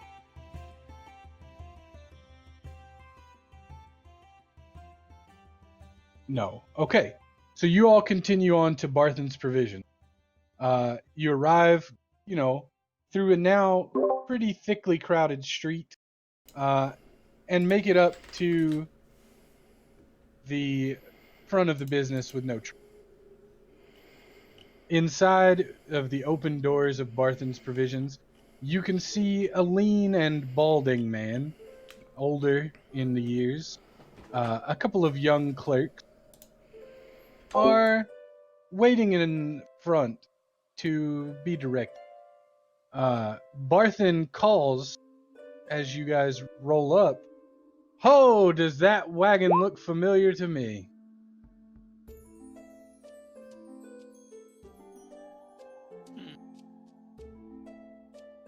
Yeah, it is. It's Oh, pause. We were Sorry. tasked- Hold on. Roderick, as the wagon came back by the Shrine of Luck, did you want to fall in with your friends? Of course. Okay. I was just gonna stroll in the door if you didn't acknowledge it, but anyway. My bad. Anyway, so Barthen calls out to you all that he recognizes the car. So, we were tasked to deliver this here. Are you gonna be the ones that's giving us the gold? Oh yeah, Gundren's boys. I don't think I've forgotten the contract he made with me. I never would. Old Gundren keeps his word, and I can see that you've brought back the wagon and the supplies. He said there would be a few of you. Is it 6 of you? Is it? It'd be 7. Oh, 7, 7. Well, I do recall it being somewhere around. Well, good faith. We'll give you 10 apiece, and one of you can take your bounty to your friend wherever he's or she's gone off to. Where is Gundren though? I expected he'd be here before you all. He's a bit preoccupied or something. Well, preoccupied. That seems like. He'd be fine. He's a strong little dwarf. Did he go on ahead to the mine? Nah, he didn't say. He said he had some business. Oh well, I guess I'll ask Sildar when I see him later. We can figure it out together. But anyway, yeah, here's your gold, and if you need anything else, then well, I guess we can help you out. I mean, you can buy things here if you need. We got most gear and some food, and we don't carry armor or weapons. I know dang old Linene over there at the Coster's got a store of them, but anything else you need, we can sort you with for sure. As an aside, out of character, pretty much any adventuring gear that you need that is not more than 25 gold can be found here at Barthen's Provision. Anyway, is there a list where I can look at What like can be what's found? What? adventuring gear is in the compendium. If you Google, or not Google, but compendium Google adventuring gear, I'm pretty sure it will. Can I buy the reagents for potions of healing? That is a good question. Let me check. Because I'm not entirely sure what you need to make potions of healing. I believe you just need an herbalism kit Okay. and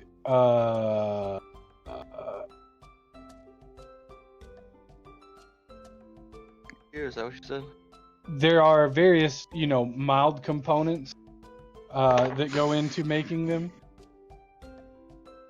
Oh, it's all you need is Siren's pollen. Yeah. But yes, those mild potions can probably the ingredients for them can probably be purchased here. It will cost you roughly 75% of the cost of a potion. Well, we'll say 50% of the cost of a potion. So there's a chart, and I'll hand this out later if that's a downtime thing you'd like to do. But regular potions of healing, the cost is 50 gold. They don't have them here, but the materials will cost you 25 apiece to craft. Alright. That's the regular 2d4 plus 2 potion. The greater one is 100 gold, 44 plus 2, and then they get expensive after that, like 500 and 1350. But yeah, in your downtime, if you want to forage for some materials, we can do rolls, stuff like that. But the basic components, an herbalism kit, and the things you need to make it can be purchased. How much is a herbalism kit? Because I can't seem to find it anywhere. Oh, wait.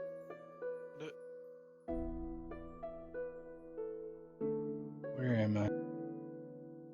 It's not in adventuring gear, I don't think. It's under something. It's 5 gold pieces. And it weighs 3 pounds. Is that an herbalism kit or a healer's kit?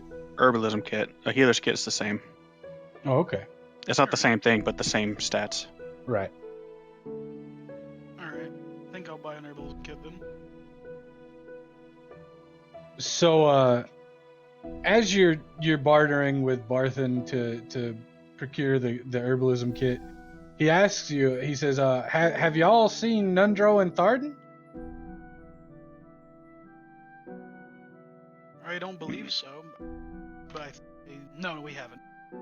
Those are the brothers of Gundren, yes? Oh, hi. They should be back in town any day now to resupply. It's been near a 10 day since they got their last pickup. If you see them, let them know. I'll hold on to the goods for as long as they need, but some of them are perishable, so they ought to come in soon. I'll keep that in mind. Any day now, I tell you. So with that, he do we know the backstory of like Nundro and Thrudin? Like, do we know if they're alive or not? by all intents and purposes, he believes that they're camped out between town and the mine itself.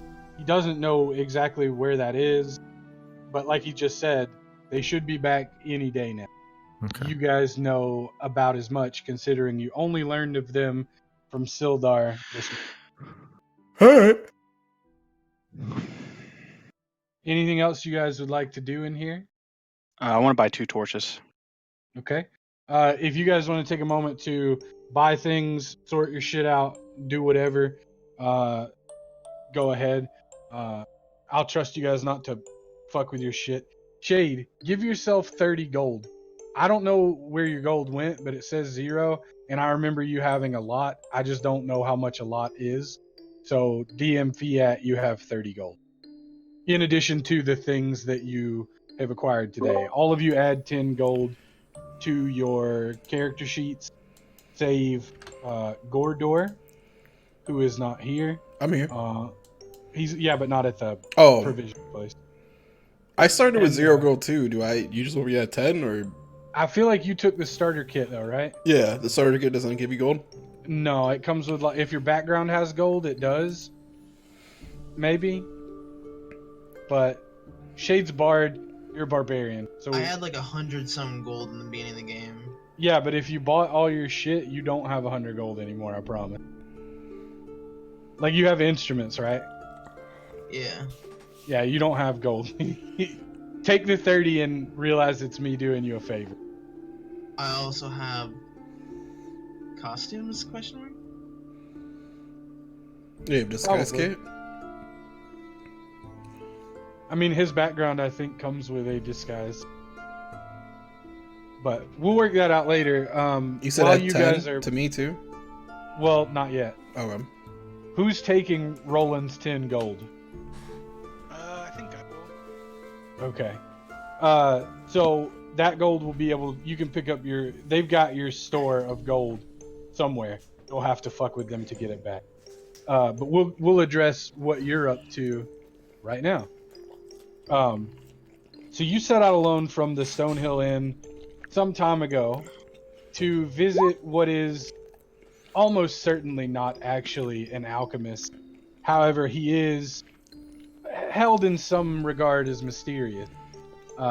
He lives in a tidy little cottage that you finally find on the outskirts of town, past the ruined wall that marked old Phandalin's construction.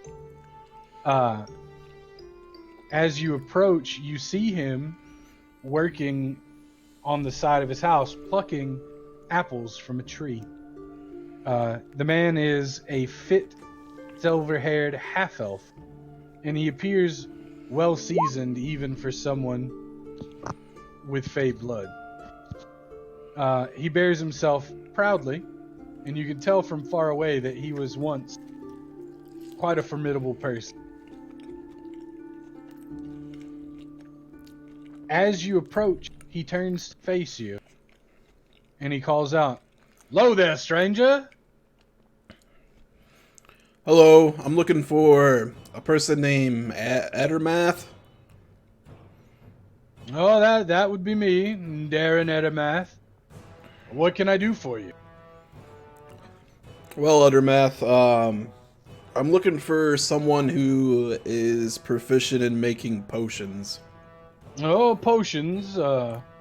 Have you a love interest in town, good traveler?"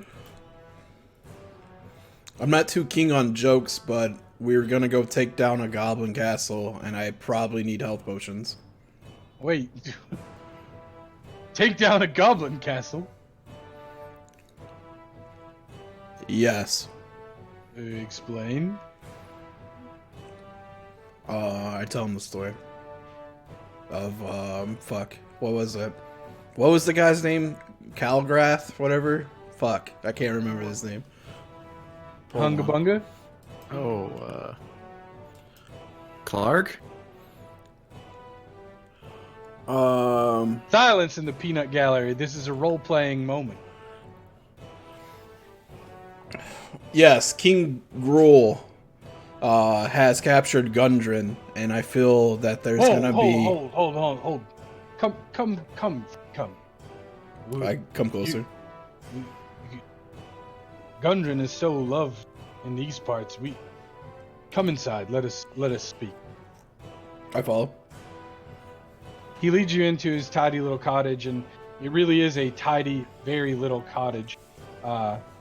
It's 2 rooms. The one is open with a fireplace, a small basin for water, and a table to eat at. The other is behind a closed door. You can only assume it leads to where he sleeps, as there is nothing about that in the main room. Does it have enough you room can for see- me? Like in my. Oh yeah. Okay. It's just generous enough for friends, but it's nearly bare. A few shelves line the walls, however, and really bring in a comfortable feel as they are lined with various garden herbs, jars of pickled and jellied apples and honey. The man seems self-sufficient, to say the least, but he leads a Spartan life in this small place. He invites you to sit at his table. This is grim news indeed. Let me. Do you drink apple cider or brandy, perhaps? I will take some brandy. And he pours you up a short glass of thick dark brandy in a small ceramic cup, and sits across from you. Well, he sits at the table, motioning to a chair across from him for you to join him. I join him. So tell me now, you said that Gundren was taken Yes. by goblins, Cragmaw, I assume. Yes. Led Cragmaw. by the infamous Groll, yes, I know Yes. well. My order of the Gaunt, you may have heard of them. Devout and vigilant as they are, we seek to protect others from the depredations of evildoers, and in my time, I slayed a goblin or 2. This is grim news, though. The town will be aggrieved greatly if they were to think that Gundren might be lost. Perhaps. And with the red brands lately. What is Perhaps this it's- of red bands? Well, in this town, there are a group of ruffians. You likely haven't seen them yet. They spend their mornings at the Sleeping Giant, getting drunk, and then they ride out to wreak terror as the sun goes down, their red cloaks flashing in the evening light. They're a terror. No one is brave enough to say how truly dangerous and frightened they are, but Well, there's a group that I came with. We can maybe take care of them.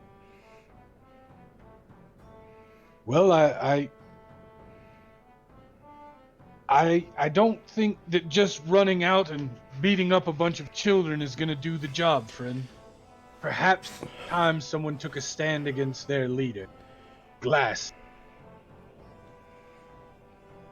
You said glass, or do you need a glass? Glassstaff, he is the leader of the Red Brand Ruffian. Named so for the glass staff that he carried. Seems like an ill weapon to carry. Oh, and it is.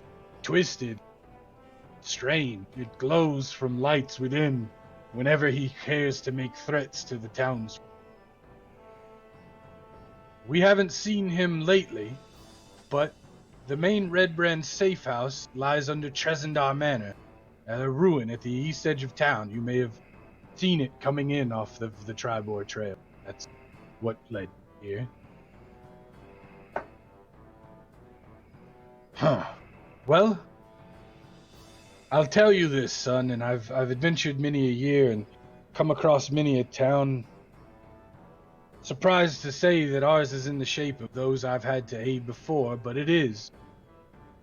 I think perhaps if you dealt, Glassstaff, you and your friends, it might soften the blow upon the town of losing dear Gundren, or if you aim to go and seek his fate, maybe most would be convinced to help you.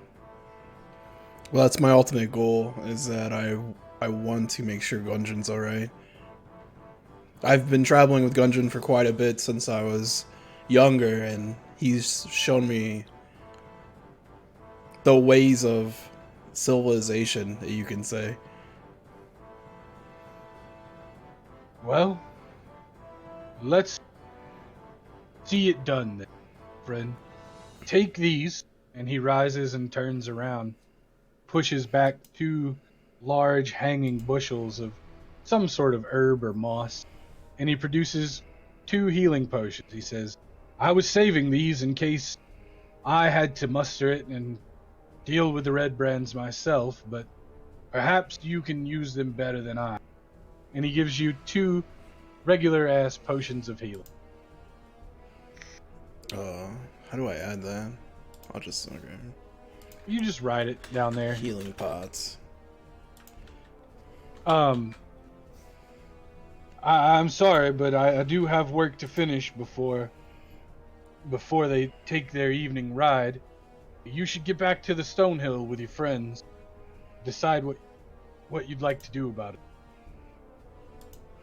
But I was asking if you could maybe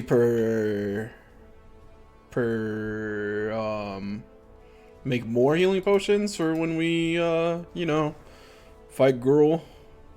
Well, it took me I quite don't a time to... Go ahead. I was I don't have money to pay for these healing potions now. I was just seeing if we could come to terms of an order and I can bring gold back. Well, truth be told, friend, I don't make a great deal of money running my orchard. I mainly provide for myself and some charitable donations to the poorer members of the town. I take meals to them time and time again. I may be able to get another batch like that up by the time you head out, but, well, the thing is, the herbs are best found at the Old Owl Well. And, well, the Old Owl Well is a bit, and he trails off, and he seems a little bit hesitant to tell you what the problem with the Old Owl Well, or why he doesn't want to go there. Would you like to press him? I assume, He's saying yes, but, and... I was, okay, and then as he stops, I say, well, I mean, if it's any matters of annoyances, I can surely deal with them. And I kind of like... an intimidation or persuasion check, your choice. Okay. I'm not intimidating him. That's... Well, intimidation would be like trying to show that you're as big of a guy. I'm giving you the benefit because I think you might be proficient in one or the other. Either will suffice here. Don't worry about the effect on him from that then. You know what I mean? Yeah. Okay. Because if you and your companions are like you, and you see you are what you say you are, perhaps you can deal with it. Have you ever fought an undead? I kind of look at him puzzled. Undead, you say? The risen dead. Skeletons, zombies, ghouls. Those actually exist? Oh, these things are no tales, son. And that is the truth behind the Old Owl. It is not a well at all, but the old watchtower of an ancient magical empire known as Netheril. I don't know if it's dangerous magic or a wayward necromancer after the secrets that they have hidden. But the Old Owl Well is the place where I can get the herbs to make more quite easily. But all accounts I've heard say that there are undead there now. Deal with the threat, bring me back herbs, and I can make you another batch just like that one, free of charge. Sounds good. I extend my hand kind of awkwardly to shake his hand. He shakes it with the skill and confidence of an old negotiator. As I said, though, a pleasure to meet you. What was it again? Gordor. Gordor. A strong name. And he looks down at your hand. What does he see? Green. Says, Gordor, done well to make it to me this far in town. Stay calm out there. And then he goes to the door and opens it to show you out. My work must be done. If I leave it laying out, those ruffians will surely fiddle with it. And I kind of nod my head and I say, if you ever need help, just feel free to call. I don't know. I guess that's not stupid, but okay. And I walk away.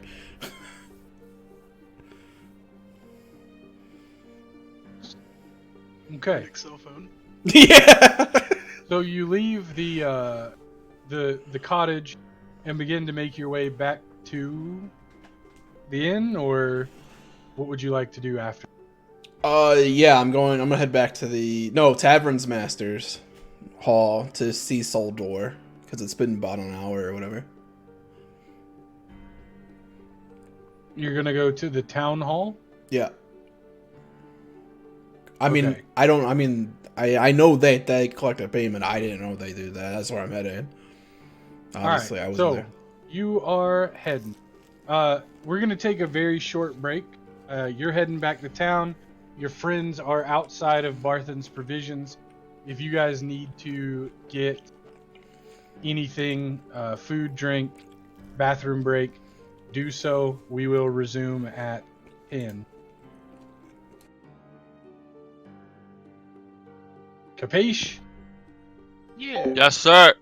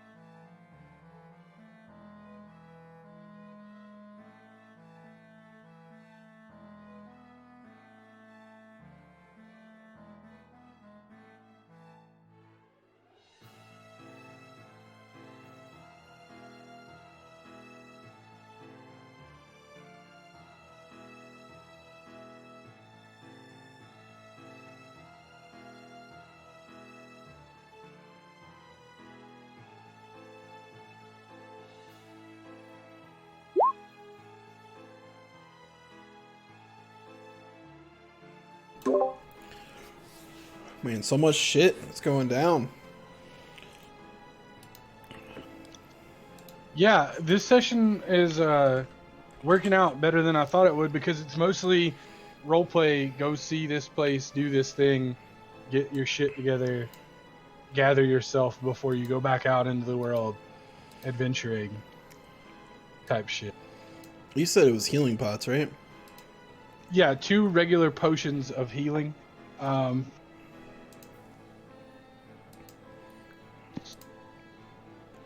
They're 2d4, I believe, plus 2. Potion of healing. Okay, sweet.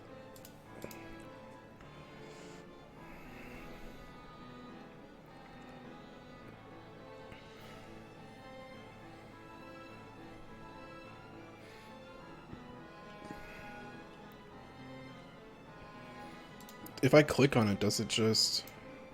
Oh, you can't actually click on those items. Okay.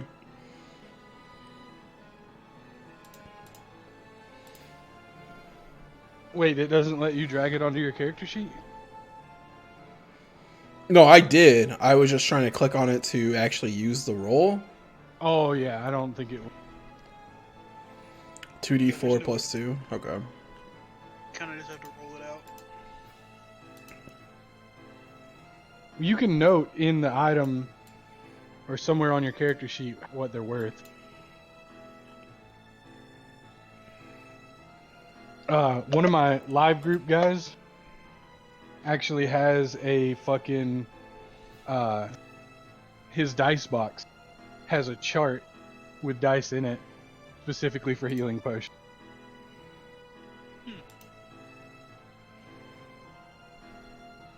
Like the box says what the healing potions do, and there's room for the dice that you would use to heal yourself beside that.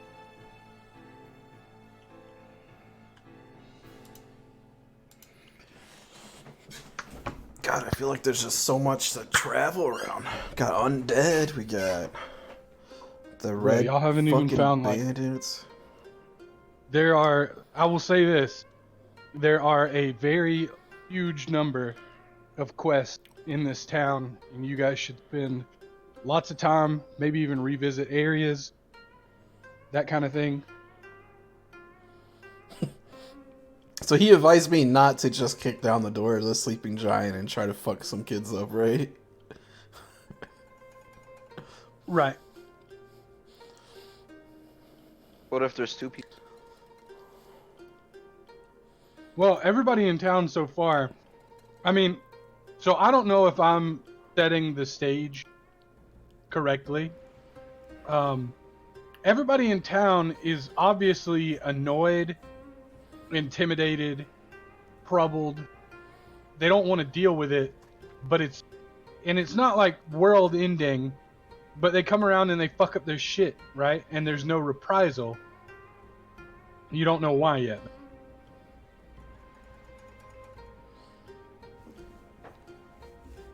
Oh, I should have asked them where that well was at. I assume it's not in town, is it?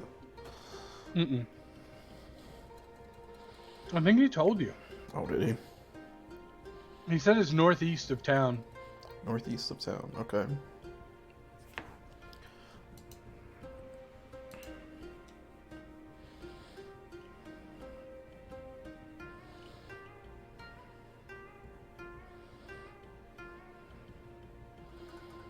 And these notes are scuffed. God damn it. Hell yeah, dude. Yeah, it was going pretty fast. Dude, your note taking is fucking very detailed.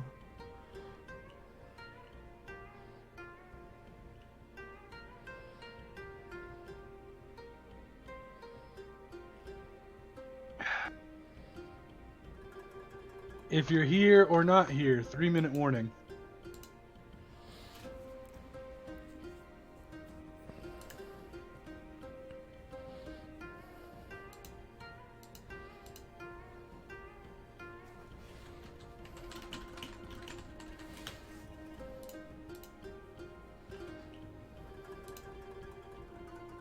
So, fair advice, we will be using another map tonight.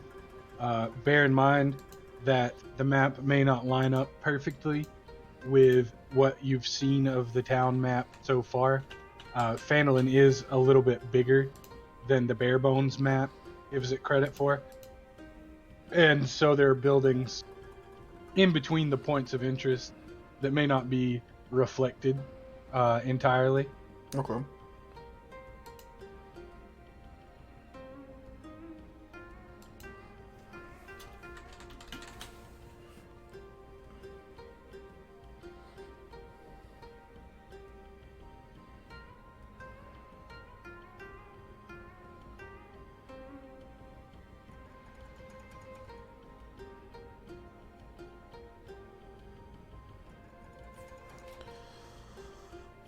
God, this was such a good idea.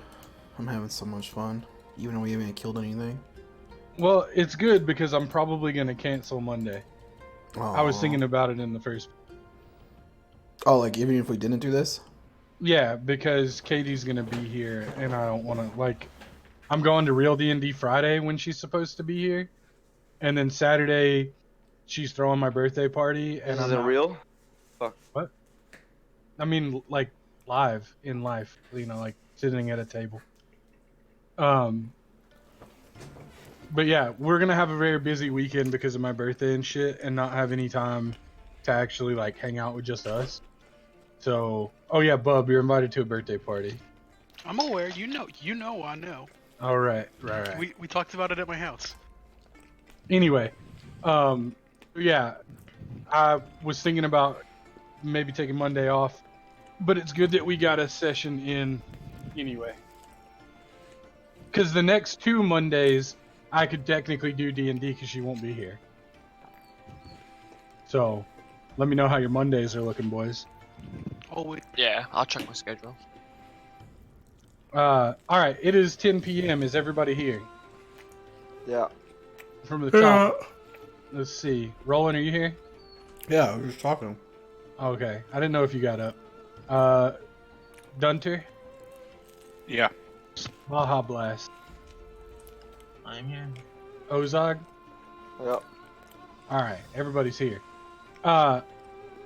So, where we left off. Gordor is heading back to town on the northwestern edge of it. His path will eventually lead him to the main road, where you guys currently are. Y'all were in the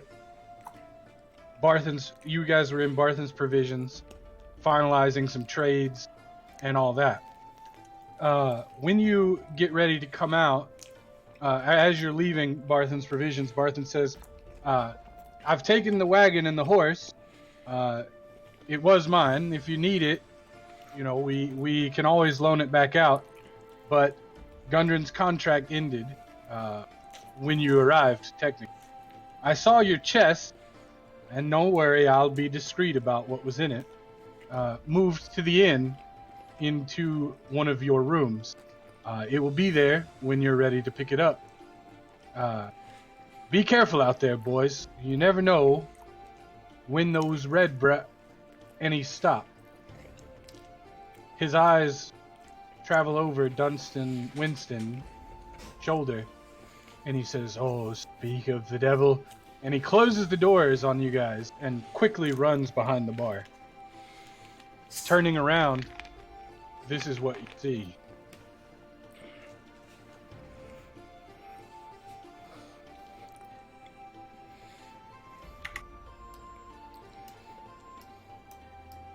A group of ruffians, though not young, but seasoned older fellows, stand around a watering trough across from Barthen's Provisions. One of them sits on the edge of a well, picking at his fingernails with a knife. He calls out, "Just who do you think you are, puppies? Coming into my town?" Who invited these clowns? What's that? Is the puppy barking? Well, let's see your bark, puppy, if you want to show. Otherwise, I think it's time for you all to move on and be on your way. I don't see your name nowhere. Look behind you at the flight of good Elmer Barthen. He knows to fear us, and so should you. Does Wait, he have is this your a name on him? woman or a guy? The ruffian? Yeah. It's a creature of indistinguishable sex.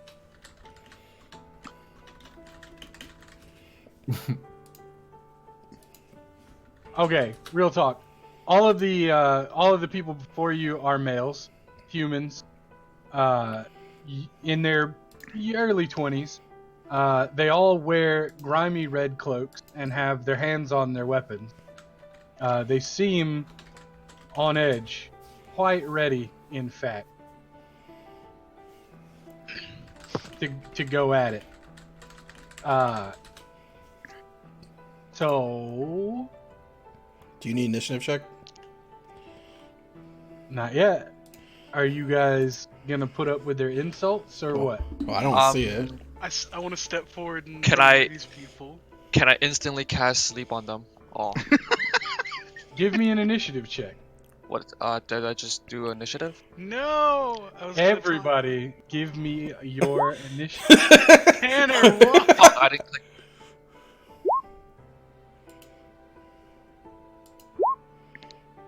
Oh, okay. I saw 8. I'm like, God damn. But right. technically, I should go first, since I'm literally just casting it right off the bat. I mean, you No, already had. they're expecting to get rough with you, so really, Oh, okay. it really doesn't work that way. Nat 20. And that 20. dude. Looks like Roderick's gonna get the Nat 20s tonight.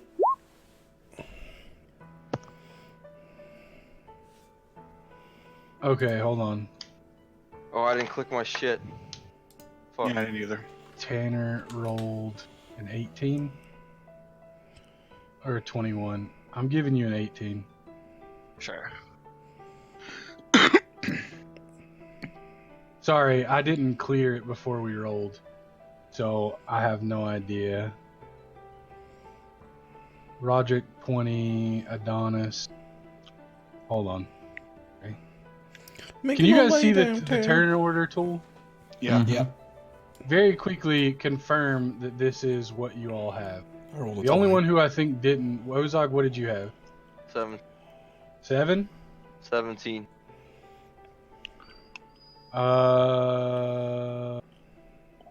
There is no Winston on here. I forgot to click my icon. Same. Roll real quick with your icon, and I will give you the roll you had before. Just adds you on there. You had an 8. Shame. Yeah. Okay, so Ozog once, Gordor once, Tanner once, Morn. There's Gordor twice. What's your initiative? 20? Yeah. I don't see myself on. I see myself once. I don't see myself twice. Well, you probably see it for this map, but it shows me for everything. Oh. You don't see yourself, Ozog? You're at the top of the list for me. I 'Cause don't see haven't. it. I don't see him either.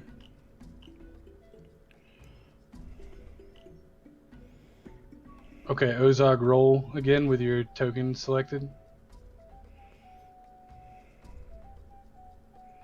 What did you originally have, though? 17. Do you see yourself now? Yes. Okay. As you all step forward into the street, the ruffians draw a variety of crude but, well, crudely taken care of, but decent weapons.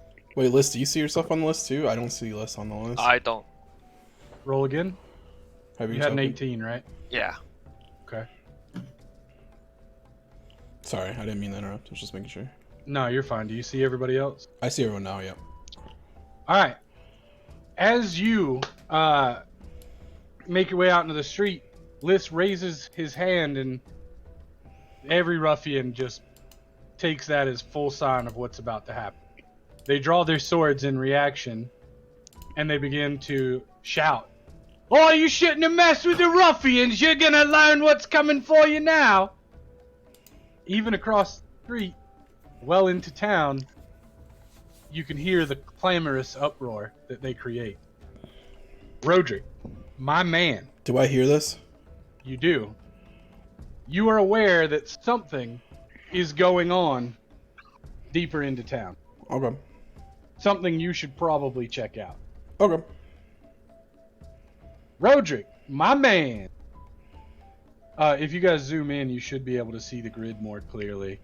But it's tight space, so you should be good. Go ahead, Roderick. Roderick, my man. Yeah, I'm thinking. I'm thinking. Roderick, my man. Communicate. They have their hands on their weapons, do they? They drew their weapon. I ain't putting up with this shit. Hell yeah. Push him in. Push him in. Can I do Yeah, he's that? sitting on the edge of a well. Oh, yeah, it's very well. Oh my You can do whatever you want, man. Push him in the fucking well. Hold Fuck on, it. hold on. Throw the Jew down the well. Hold on. Let me make sure how shove works quick.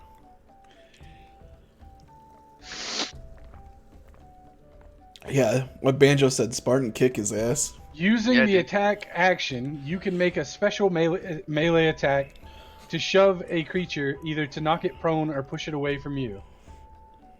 If you're able to make multiple attacks, which you're not yet, it only replaces one of them. You make a strength check, athletics check, against their strength, athletics, or dex athletics. If you win the contest, you can knock the target prone or push it 5 feet away from you. Oh. Let's go ahead and just get clear on this. This guy has fallen down a well. What is a good status mark? Here, I'll mark a good one on me so you can see the best one. Oh, did they get rid of the best one? That guy is down in a well. He lets out a righteous scream as he falls, and he takes some damage from striking the sides. But you believe that he's still alive in there. What? He didn't fall on a chair at the very bottom of the well and break his neck? No, what? Roderick, is there anything else you'd like to do with your turn? I mean, I can't do anything else, right? You have a bonus action? Don't. Yeah, bonus action spells or something. You can also. Yes. You can also move again. Yeah. Oh, you but I have can't more attack. movement. Yeah. You can attack again. Divine Favor, you can put that up. Not Heroism. You could cast Divine Favor. What do? Divine Favor makes your it gives you your attacks deal an extra 1d or 1d4 radiant damage on hit. Sure. Why not? Keep in mind, you only get 2 spells a day. Yeah, but I'm sure we'll like rest again before we move out of here. Yeah, we're having a bedtime soon. Okay, well I'm gonna go here. And... Wait, did you cast Divine Favor? Not yet. Do you want to? Can I? Is it exclusive? I can either move or cast. No, you can do both. Oh well, here and then I just click on it. No, just say I'm gonna cast Divine Favor. I'm gonna cast Divine Favor. Okay, go to your spell sheet in Aye. your character sheet and reduce your slots remaining to 1. Also, click on. Oh, sorry. Fuck. You did that. We're gonna go back to the core.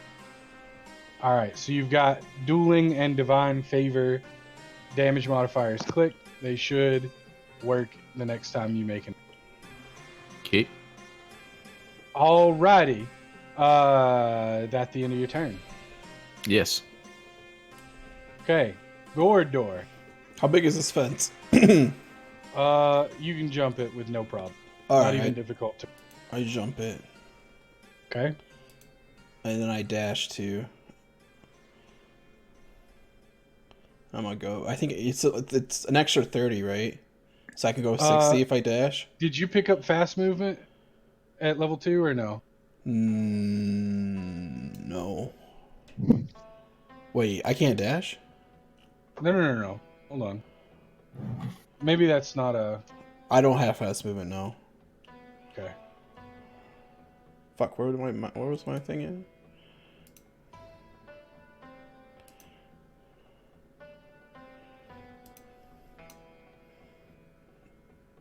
All right, Oh yeah, fast movement is at level 5. 30 movements there. So I go here, and then I said I dash. So I go right there. Okay, that's when my turn. Aren't you short 10 feet? Yeah, I'm pretty sure you're supposed Oh, to was be he? Okay. Because I was gonna tell you, this the due to the line of sight, you can see your friends. Oh, okay, yeah, you're This right. is mostly an awning, so you see your friends preparing for combat. You hear the sound of Roderick smashing into the front line and a clatter as someone goes down a well. Anything else you'd like to do? Nope. Tanner, you're up. Right, I'm casting sleep. Is there a way for my sleep to not hit Roderick but hit everyone else? I believe you start with the lowest HP character. So if you got enough of them, it might not affect. Wait, what do you mean? Okay, so I just revealed to you an interesting thing. Each of these guys has less HP than Roderick. Right. But I believe when you cast the sleep spell, you start with the lowest number of HP creature, and you do hit points up until it's gone.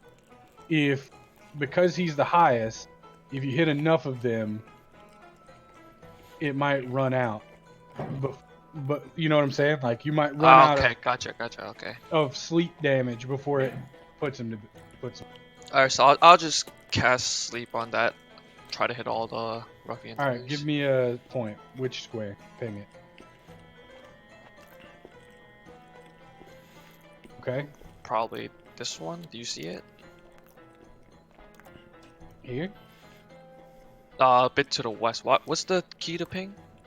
Hold on. Down. Like right there? Okay, so Oh no, then. This one. what's the radius? 20.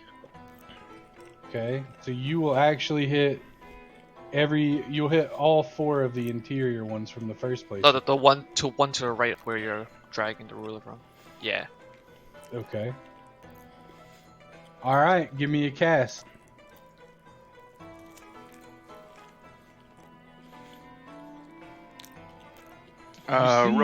Just real quick. Yes. Just reading the spell. And it affects up to 5d8 of hit points of Yes. creatures. Right. So. Right.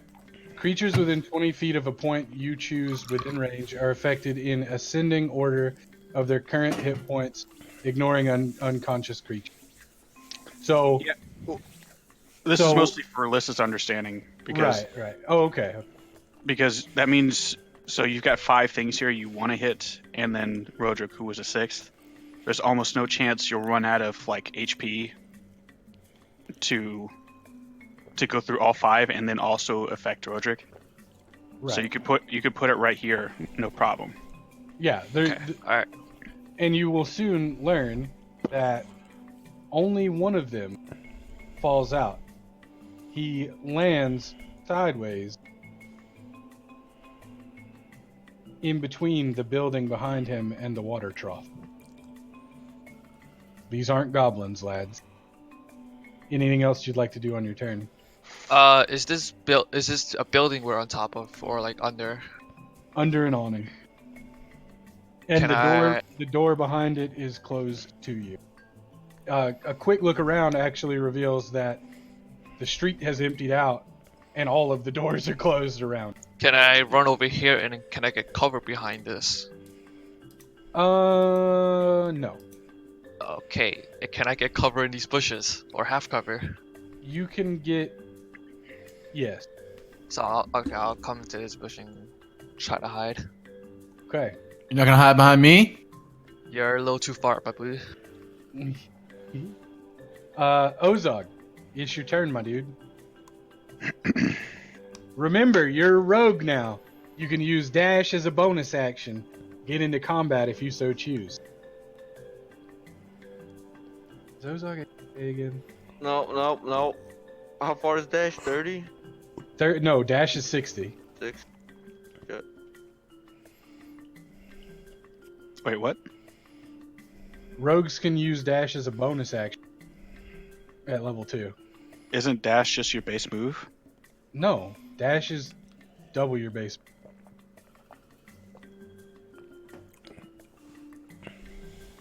That's what Roland did too. Well, when you dash, you replace. That's your action. So you Right. move, and you dash Right. for a So- total of double. Not Yeah. you don't. Otherwise, you'd move 90 feet in a turn. What? You see what I'm saying? Like you No. move and you dash. That's how the action economy works. Right. No. You can use dash as a bonus action as a rogue though, meaning you move your 30 and then you move your 30 more. See what I'm saying? Yeah, it's basically semantics, but But you can't double dash in Yeah. my game anyway. Because I don't want people moving fucking. Oh, are you saying if you did try to double dash, it would double it twice? Or what? I don't know. Try Anyway, and go here and leave. Right? you can go in there, and then you still have an action. So if you wanted to attack, you wouldn't be able to walk out of it without provoking attacks of opportunity, unless you kill both of those guys. But the one to the bottom is asleep, and you're flanking the one to the right of you. So you may kill him. Who knows? Would you like to make a rapier attack? I can't attack with both. No. You use your bonus act. How far did you move? 35. Yeah. So you used your bonus action to dash from there to here. Oh, I use my cunning action. Yeah. Cunning action allows you to use dash as a bonus action I don't to get get, it. Alright. to get here, and you can kill this guy with your one attack with sneak attack because you're flanking and have advantage. Alright, I'm gonna do that. Fucking mechanics. Mechanic. I messed with that rapier last time all day. I don't have very much faith in it. So you're making your main hand attack with your. You hit. Roll me up some damage, my dude. You deliver a gut-wrenching kidney shot, and the guy in front of you lets out a squeal, but he remains standing, if not a little bit wild out, shocked. Alright, my turn. The ruffian, displeased with your assault, two of them turn and strike at you. The moment, ruffian character sheet back out. Oh no. I'm so dead. Alright, so the first one is coming at you with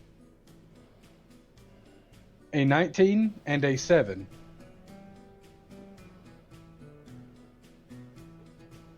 $19 damage? 19 damage? No, your AC. What's your AC?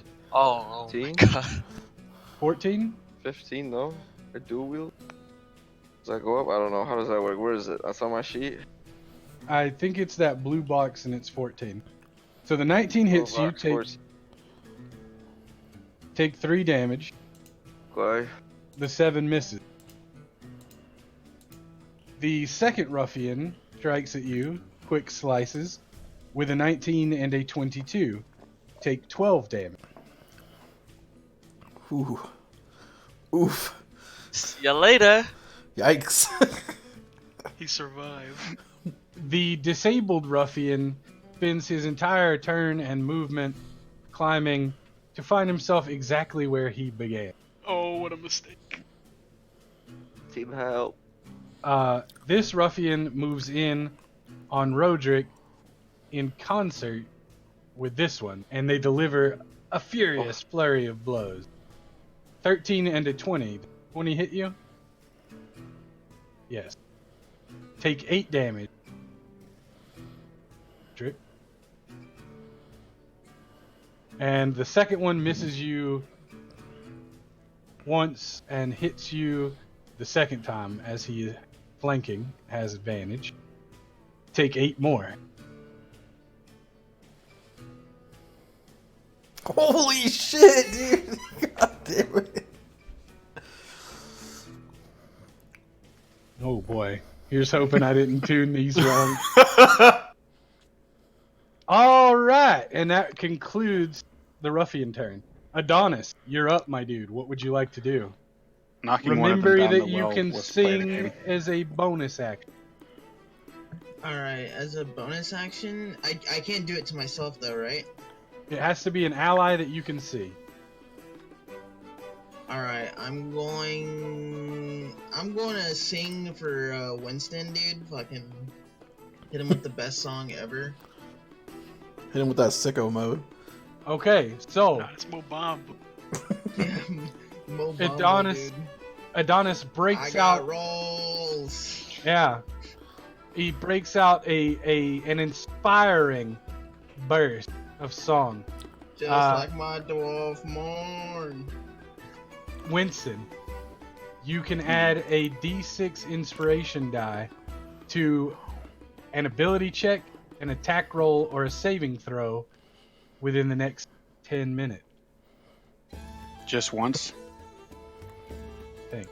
Hold on, I'm reading your shit. It'd be pretty OP if it was. Yeah, more. once it's rolled, it's lost. Shade, you can use Bardic Inspiration 2 more times. What else would you like to do? You have an action remaining. And movement.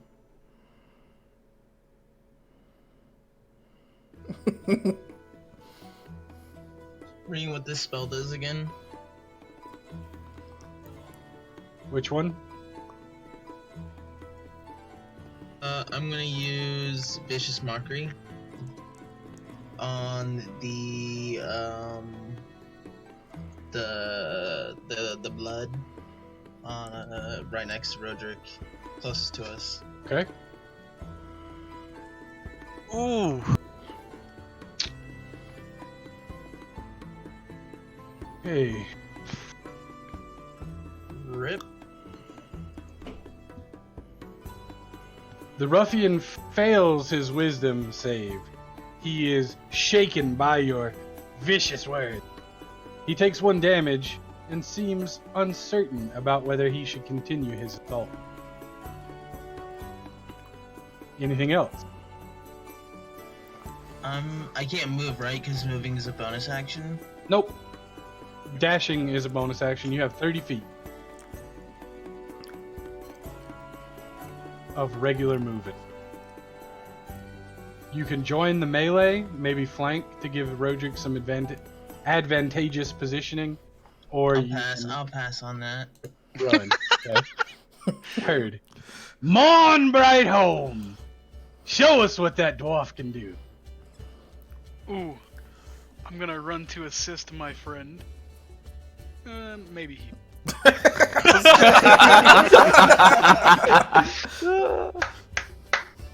Okay.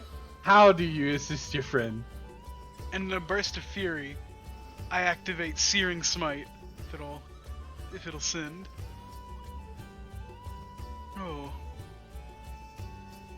Searing Smite. Do you have that on your character sheet? No. I do. Oh, you do? Yeah. I Okay. get it from a Forge Domain. No, I just mean like as an attack. Oh, yeah. And with this, Two-handed or one-handed, please. two-handed. Okay. Oh, young bubber. I hate life. You miss! Where'd all these 20s go?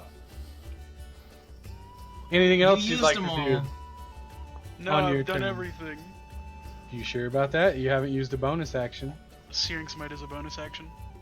So you cast it as a bonus and then make an attack? Mm-hmm. Okay, your turn is over. Fare you well, Winston. Remember your 6. I'm gonna attack this one. With Okay. sharpshooter.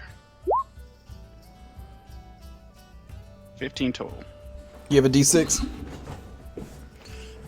Would you like to use your D6? You have to decide before you know whether it hits or misses. No, I'm not gonna use it. You hit!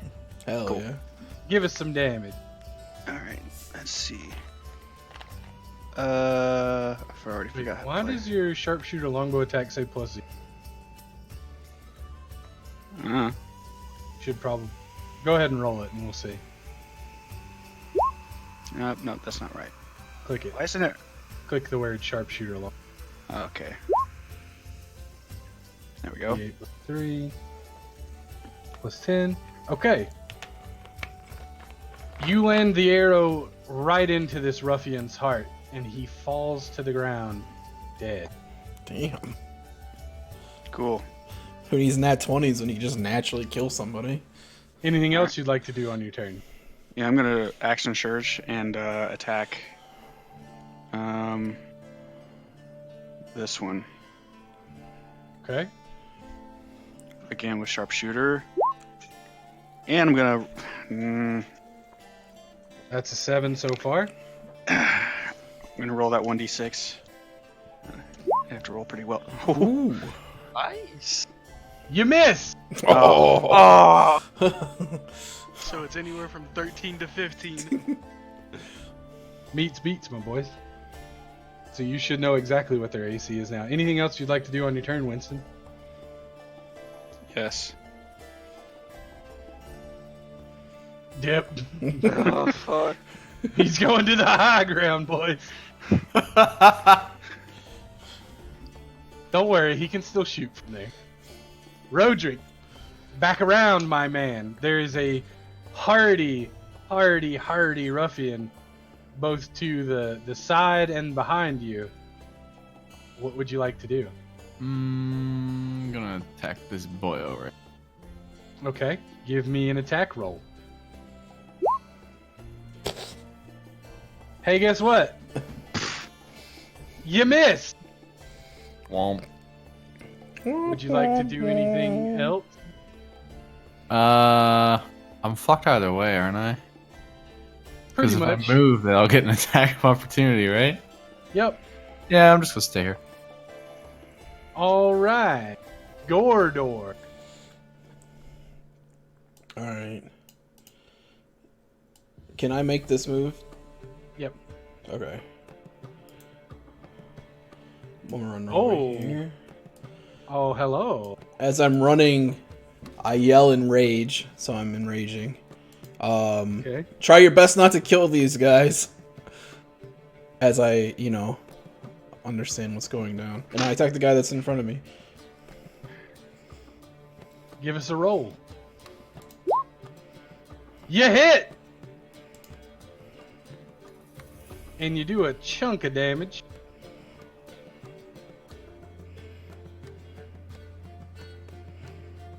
Anything else you'd like to do? Ruffian remains standing, though badly injured for you. No.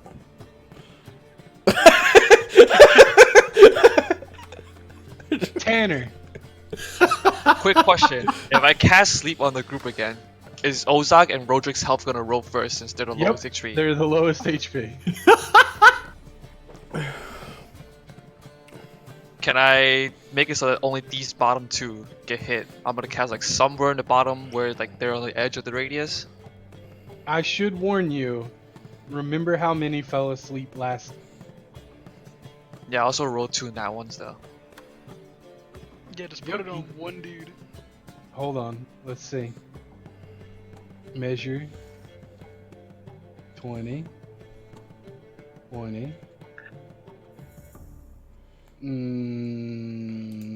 Nope. It's a circle, so technically Roderick should not be in it.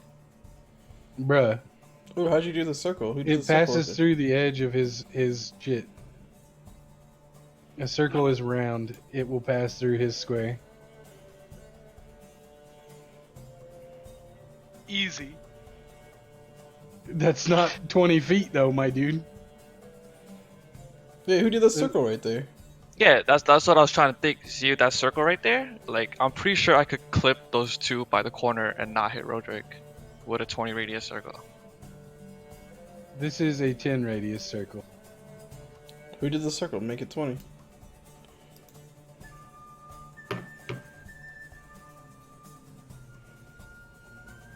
How do you make a circle? It's the draw command, I think. I'm doing this with a ruler. Whoever made the circle, it's gray. Look, we can try and expand this one.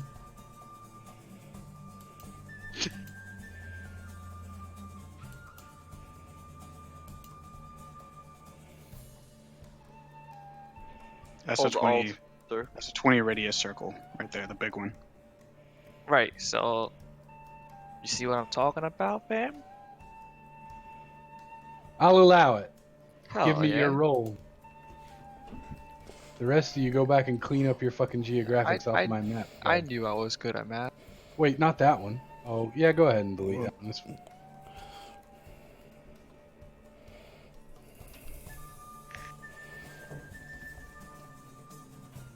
Alright, the one that Shade had hit with his vicious mockery crumples to the ground, incapacitated. The other stands tall. I'm gonna run over here and take cover or half cover or whatever. Wait, is that too much movement? Oh, that's one too much. You can't actually travel through the building. Oh, okay. Like the first row is an underpat, like an overpat, hang or whatever, so you can travel through it. But Like this? yes, God, what? I mean, I still make it, right? yeah, go. And that'll be it for me. Okie dokie. Ozog, surrounded by enemies, no longer. You're free to move. The one below you is sleeping. The one in front of you, if you stay in.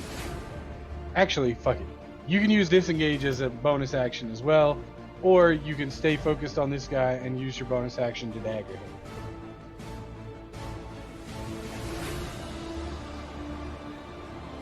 Y'all are killing me. Said try not to kill him. I'll probably kill him. You're killing me. You can choose to do. You can told me choose not to do. You can choose to do non-lethal damage. I could choose non-lethal damage. Yeah. I didn't know that. Yeah, it's not any harder in 5. In 5e, you can just choose not to kill someone. Alright. That's what I'll do. Unless doing something that would very obviously kill them, like dropping a boulder on. I dropped it softly. Alright. You miss. Would you like to make a bonus attack? You hit! Give us that dagger damage with sneak attack. Oh, and you do just enough to knock him unconscious.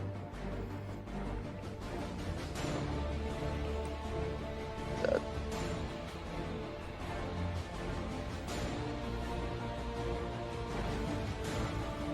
Okay? Can I jump out of the roof now? Yeah, you're free to move as you would like to. It will cost you 20 feet to climb on top of the building. So once you're up there, you can move around 5 more feet. Cool. That it? Yeah. All right. Ruffians. One remains. He uses his initial action to wake his friend with a slap on the ass. You mean 2? You know what I mean? There's only. Look, take that green shit off my fucking map. God bless. He moves and stays in melee range and uses his multi-attack to slap his other friend on me. They rise up and they move in to attack the dwarf. The bottom one goes for Roderick. 2 strikes of his short sword. He crits on his first strike Oh shit. for 12 damage. Roderick is down.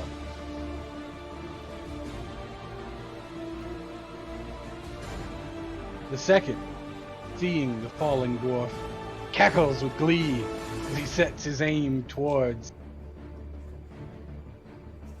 Monbright. And the follow attack comes from the other. He crits! Holy shit. Take 13 damage. The other blows bounce harmlessly off your glorious morning.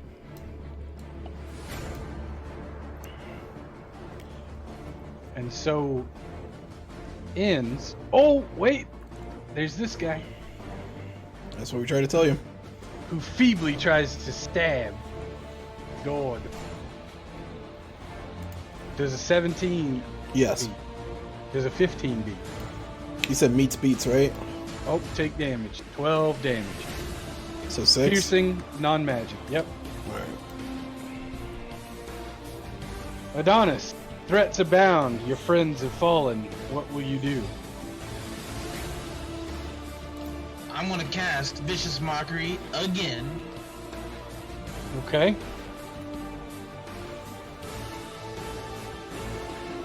Is Vicious Mockery a cantrip? Yeah. It is. Okay, just checking. I'm going to use it on the Red Cloak, right next to Roderick, the one that's directly behind Roderick. The Okay. one that's giving him a head. This one? Oh, Yeah. this one? No, this one. This one? Oh, okay, this one. Alrighty.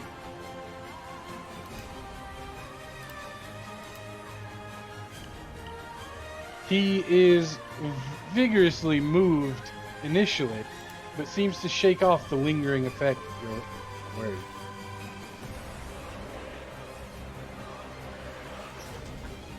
Anything else you'd like to do? Remember, you do have bonus actions and spell slot. I'm gonna use, I'm gonna play a fucking radio banger for Gordor to give him an extra roll. Okay. Gordor, remember that you have a d6 you can use on your attacks, saves, or ability checks. Okay. Adonis, lower your uses of Bardic Inspiration by 1. Anything else? Would you like to move or anything like that? I'm fine right there. Okay. Mon Brightholm! What would you like to do, my friend? It's back. We're swinging at this boy. Wait, one sec. Yeah, the one on the bottom. Okay. Give us a roll. Oh, You not- hit! Not one hand, but Well, we'll let you hit anyway. Roll 2-hand damage. Oof! Do you strike to kill? yes. Oh shit. He dies, bursting into flame as Moradin's ire is rained upon him. Anything else you'd like to do? You have bonus action? No, you don't. Does Searing Smite? It's a concentration, but does that take another bonus action? Oh, wait. If you miss, let me Google. I think it's only discharged on a hit. The next time you hit, so you have a bonus action. If I heal the Roderick, would that get him back up into the fight? Yes, it would. I'd like to cast Healing Word on Roderick. Is Healing Word a bonus action? It is. Roll it up, baby. Roderick, you've restored 7 hit points. You are conscious, but it will take half of your movement speed to stand.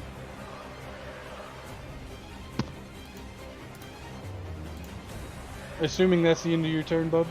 That is. Winston, what do you want to do? I am going to attack this one. Go for it. Does he look like he's taken any damage yet? He is mildly injured from the cutting words of your bard companion. Okay. So, you're just gonna sharpshooter him again. You hit! Cool. God damn. He grasps at the clutches of life, wavering in place, but remains standing. Roderick, top of the turn. There are 3 remaining ruffians, one to the southwest, one near death to the north, and another in the throes of melee combat. Gordor the Barbarian. We're just gonna attack this mofo right here. Do it up. You hit! He is slain. Your axe sinks into his shoulder as he remains focused on your dwarf companion. Do you strike to kill? Sure. God. He's dead. So glad everyone listened to me. Hey, one of them's not dead, but incapacitated. Anything else you'd like to do on your turn? You're welcome. You have a bonus action if you want to take that. Your concentration on Divine Favor actually broke. So click off that, please. If you look on your character sheet below your attacks, yeah, good job. I cast Cure Wounds on myself. It is a full action spell, I'm afraid. Okay. Is it? So I think, yeah, okay. Oh, wait. Hold on. Let me read this. Okay, Lay on Hands is also a full action. Alright, Gordor, you're up.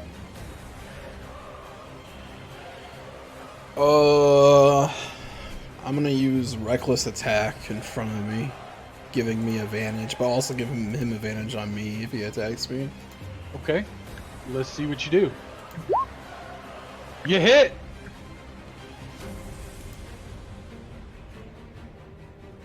Do you attack to kill?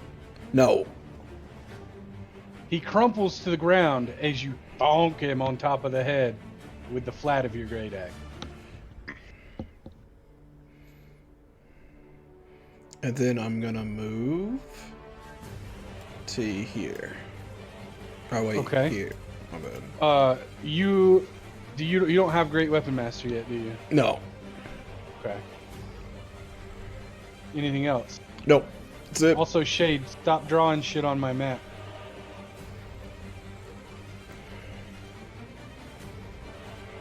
Tanner, your turn. Casting Chromatic Orb on the last dude. Okay. You hit. Unga bunga. He staggers, wobbles, but does not fall. And I'm gonna move further back, and that's it. Okay.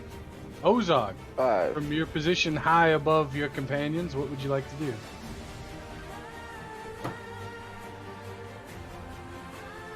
Attack that one. You jump off the roof and make a spinning slash with a weapon. Give us a roll.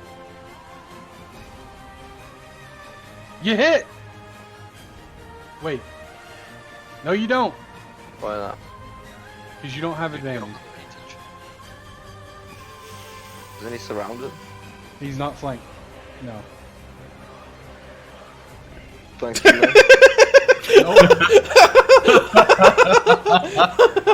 He is flanked from there, actually, and you will have advantage on your next attack. You miss! How embarrassing. Jeez Louise. The dastardly ruffian turns to you, Ozog, and swings. He hits! Take 4 damage. Oh, you're down! Kids jumping off roofs and shit. I should have been right there. Oh, asshole. With his remaining attack, he stabs at Gordor. And misses. He lets out a wail and runs away. I attack. Provoking attacks of opportunity if you'd like to take them. Roger Hell yeah. and Gordor. Fucking beat the shit out of that bitch. Get him out of here! Roderick, give me a damage roll. Do you strike to kill? Yes. He dies. The end. God damn it. Adonis, it's your turn. There are 2 incapacitated, bleeding, bloodied, battered, beaten ruffians laying before you. Not dead, but they could be. What? You give him the option to More kill them? XP. What the? More XP! I'm getting real close. I'm gonna vicious mockery this guy freaking He's just right gonna in his talk face, shit. dude. When I speak, dude, the spit, the saliva, freaking is hitting his face. Give us a roll. That just sounds real nasty, not in the intimidating sense. He dies. His head explodes open. Blood comes out of his ears. He can't handle the words spoken to him while he's unconscious. Too many proper nouns, dude, for his feeble brain. Done, and it's over. Did not understand your bardic speech. Mourn bright home. Remember, any character can speak. Stop killing them! I walk over to this one, Don't do it! and I don't do it. Actually, I'm just gonna. Nah, I'm just gonna heal my boy Raedric. Damn, you're not gonna heal the guy that's unconscious? Nah, he's evil. Roderick, give us a... No, Ozog, he's down! You restore 8 hit points. Anything else on your turn? No. Winston. Oh, what? That was an accident. I'm just kidding. Okay, you gonna move it in? Yeah. He's not a threat, so.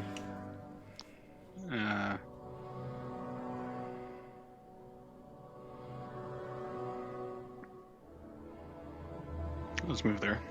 Roderick, anything else you'd like to do? Your friends are protesting, saying, "Leave this one alive, please." I'm gonna cast. Remember, 1 point of your 5 lay on hands points would be enough to bring him back on his feet. Yeah, I'll do that. All right, reduce your lay on hands points from 5 to 4. In the spell book? Door. Yep. I would like to gag No, and tie no. him. No. Hold on. If you look on the core sheet, I got it. yeah, there you go. You did it. Awesome. Fuck yeah. All right. Combat is now technically over. There are no more threat enemies. You have one ruffian laying on the ground. Ozog, you have 1 HP Okay. and are aware. Okay. Play it out, boys. I start tying him up. And I shake my head really angry at everybody. I don't understand why you guys killed these people. They attacked us first!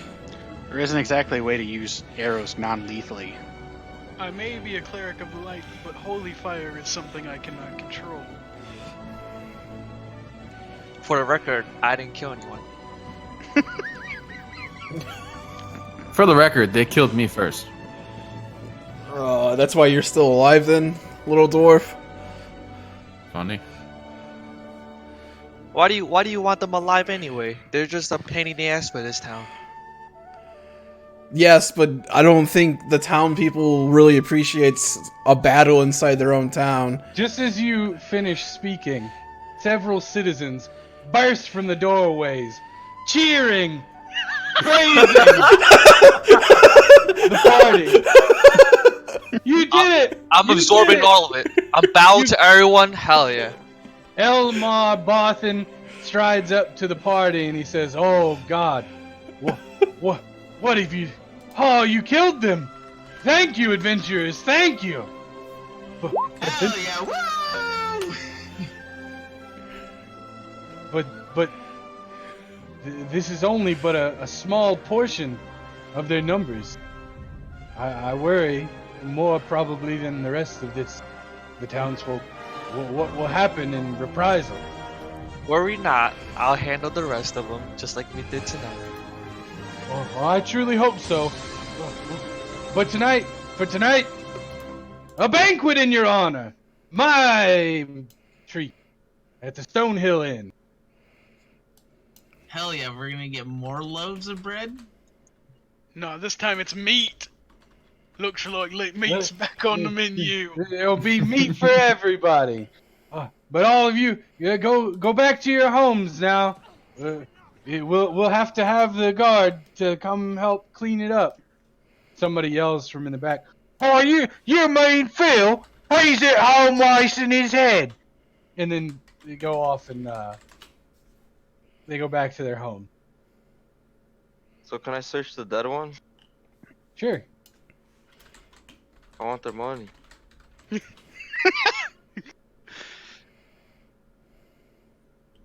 What do I roll? I roll, actually. Okay. You busy yourself with looting. I will tell you what happens after you deal with the aftermath. Uh, the seriously though, the townspeople quickly disperse, and Elmar remains behind. He says, "I suppose it is good you left one of them. We don't know where they all are. We don't know where their stronghold really is. Everybody says it's in the manor, but there hasn't been a way into the manor since the storm 6 years ago. Planning on interrogating this boy? You bet. Well, I shouldn't do this, but Gundren would probably appreciate it. I'll keep him for you all out in the shed behind the building. I've got some sturdy chains that I usually use for pulling wagons out of muddy ditches. When you all are ready, I'll have him stitched up." Do you want me to carry him back there for you? "Oh, I got sons for lifting. Come on, boys!" And several young men come out of the store. Just OOC is did my cape or anything fall off in battle? Most people didn't actually watch the battle Okay. because it's a gruesome battle, especially considering how many of you went down and how many of them went down. Most commoners don't have the stomach for that shit. There's guts everywhere, blood all over the street. It's not pretty. The only reason they were able to ignore it to come and be jubilant was because you guys won. They weren't caring about that. But anyway, Elmar drags the prisoner off and he says, You all come back whenever you're done feasting. We'll interrogate him proper. Looks like you could use the rest and hopefully you know what to do about the rest of them before tonight. Would hate to see what they're gonna do about this. And he trots. Alright, so it is currently 10:56. We've got a few minutes to wrap up. I know, Roderick, you gotta get to bed soon, yeah? Mm-hmm. Everybody give yourselves 100 experience. And Ozog, you have found 79 silver pieces on the various corpses and coin purses of the ruffian. Okay. You said 100 experience? Yes. So everyone should be at So- 450? Yep. Yeah. The sun is beginning to set on the town of Phandalin, and you think there's probably not much more you can get done today. Would you all like to go back to the inn? Yeah. Yeah. Okie dokie.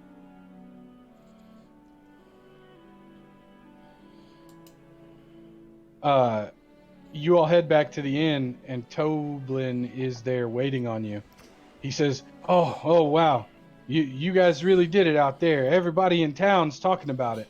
I think, you know those were the main fellas from the Sleeping Giant. Word probably won't get back till the morning about what you did. We can keep it here tonight, but tomorrow, if it's known you're staying here, I guess you'll get your money's worth tonight. I promise. Don't worry about that." And he hurries back into the kitchen to begin preparing for a large meal. Where's the public chest? Okay. As you guys go upstairs, I assume, to finally see your accommodations, basically, you have 4 rooms. One of them is a large common room that has been, selected for you guys' use. The packs and bags and chests that you speak of are here. There is a sofa before a fireplace. It's a ratty sofa, but it'll do to sleep on. And the rest of you can divvy up 3 modest bedrooms amongst you.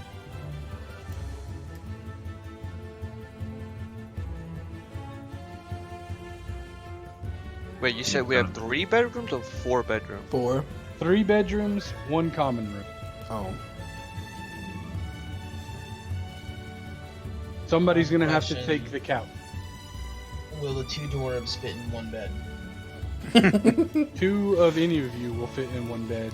And if y'all want beds, you're gonna have to do that because there are only 3 beds. Quick question. Will 2 dwarves fit on a couch? No, these old bones need a comfortable bed. I lay on a bed. I believe you I found lay your. on a bed. I am Do you one. lay on the same bed? Winston sleeps in the Hell loft. yeah. You're welcome to join me. I'll join the dwarf. Don't worry, little old priest. I've taken an act of celibacy. Dunstan, where is Winston sleeping? In the loft. In the barn. He's actually sleeping in the barn? He has a charisma of 8. He's not gonna take the common room?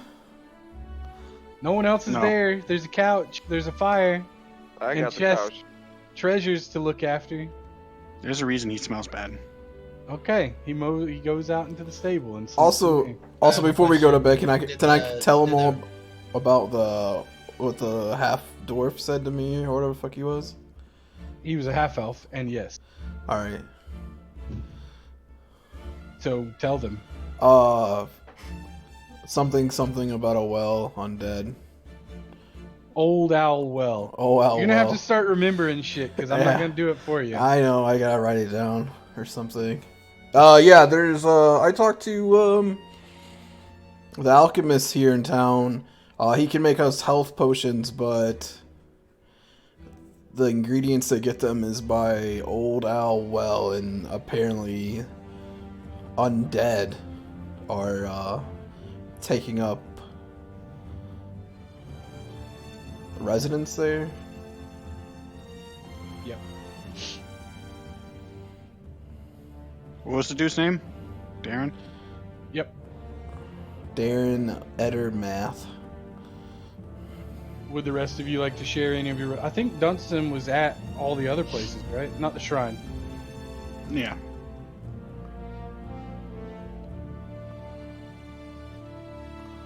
Also, the leader of the Red Brand, his name is Glass, and he also carries a glass cane or staff or whatever the fuck. His name. It Stupid was weapon. Glass Rod. Uh huh.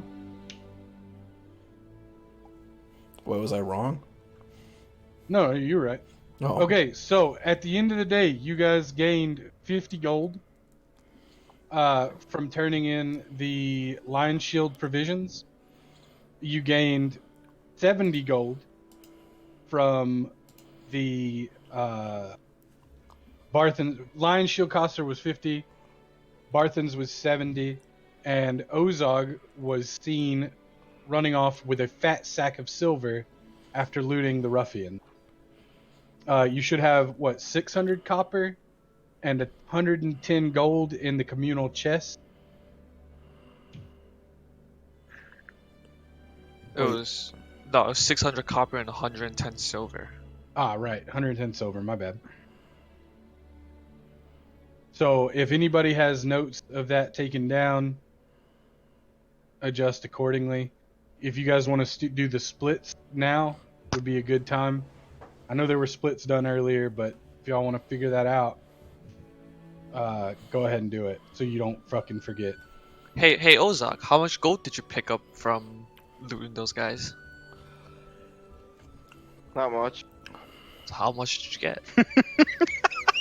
29 silver. Wait, was... Nope. Wait, you guys got gold today? Where's my share? Over here, Goador. That would be 12 gold for you. And you said you're not allowing checks on other players? In this regard, insight would be appropriate. Yes, I want to do an insight and see if he's lying. On Can Ozark? I? Yeah. Yeah, sure. Ozark, give me a deception check. Deception check. Yeah, did you actually lie on purpose, or did you mishear how many you had? Liz, you know that Ozog is lying about how much gold he has tucked away. Now listen here, little shit. I know you didn't pick up 20-something silvers. I've seen you out there loot sacks of gold. Free to do what I want. If you want to fight about it, we can. Listen, you're at 1 HP. I can slap you and you'll fall. Hey, Bring it. that's not in character. Yeah. You guys actually about to fight over this loot? I mean, he's got 1 HP. He's got 1 HP. I'm not stepping in. Roll Yes, initiative. I'm gonna. Okay. While they're Oh, while they're fighting. I go back to Mistake. bed. My Liz, mistake, give me Goador. a melee attack roll. 17. How do I just bare hands? Yeah.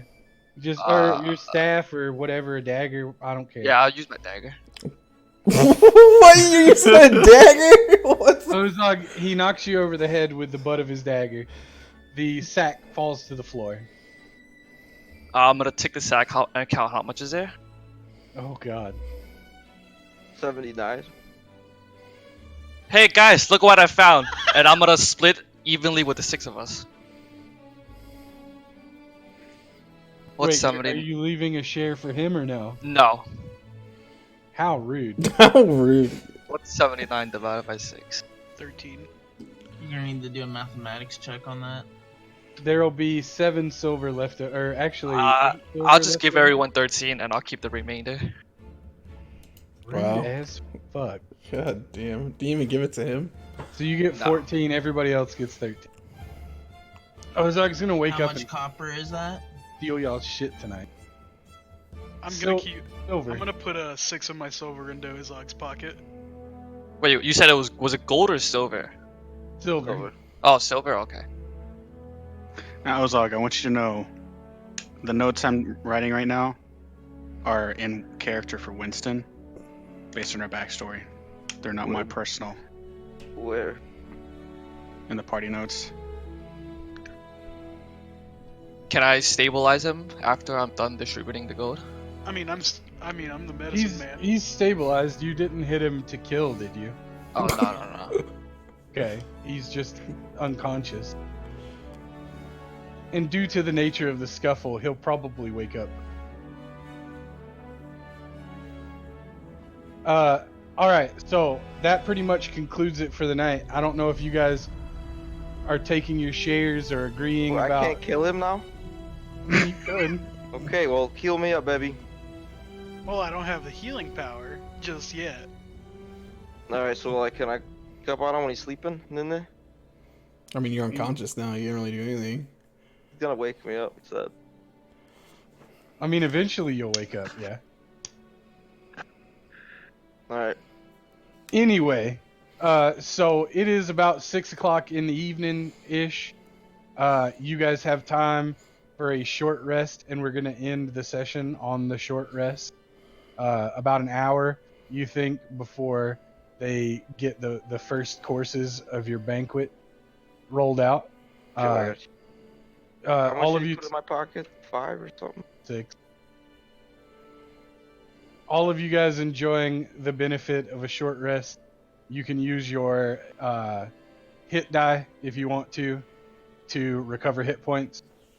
Can you use all your hit die in one short rest, or can you just... Yeah, you can. Think. Do I do that or no? Yeah, but you'll be unconscious till the end of the hour, so I'm not gonna fuck around with whether or not you kill this right now. But you're all just That. taking a short... Well, we'll deal with it next session if you really want to do it. But anyway, I'm full health. I don't need to do that, right? yeah, you don't have to spend your hit die if you don't want to recover.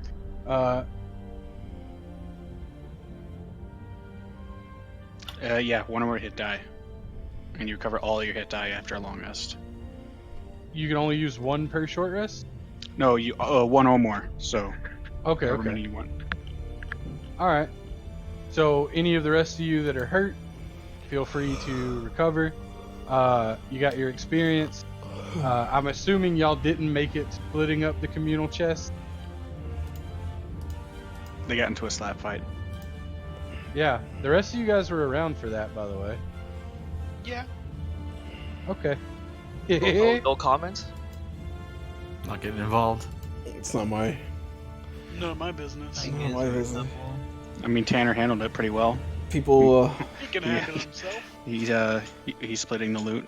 people scuffle all the time in my barbarian tribe. Killing him in his sleep. All right, so that concludes our impromptu session of D&D. I hope you guys enjoyed it.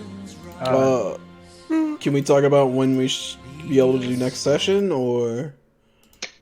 So yeah, Dunstan, what's your life like, my dude? I'll be working first shift, but it's a long drive away, so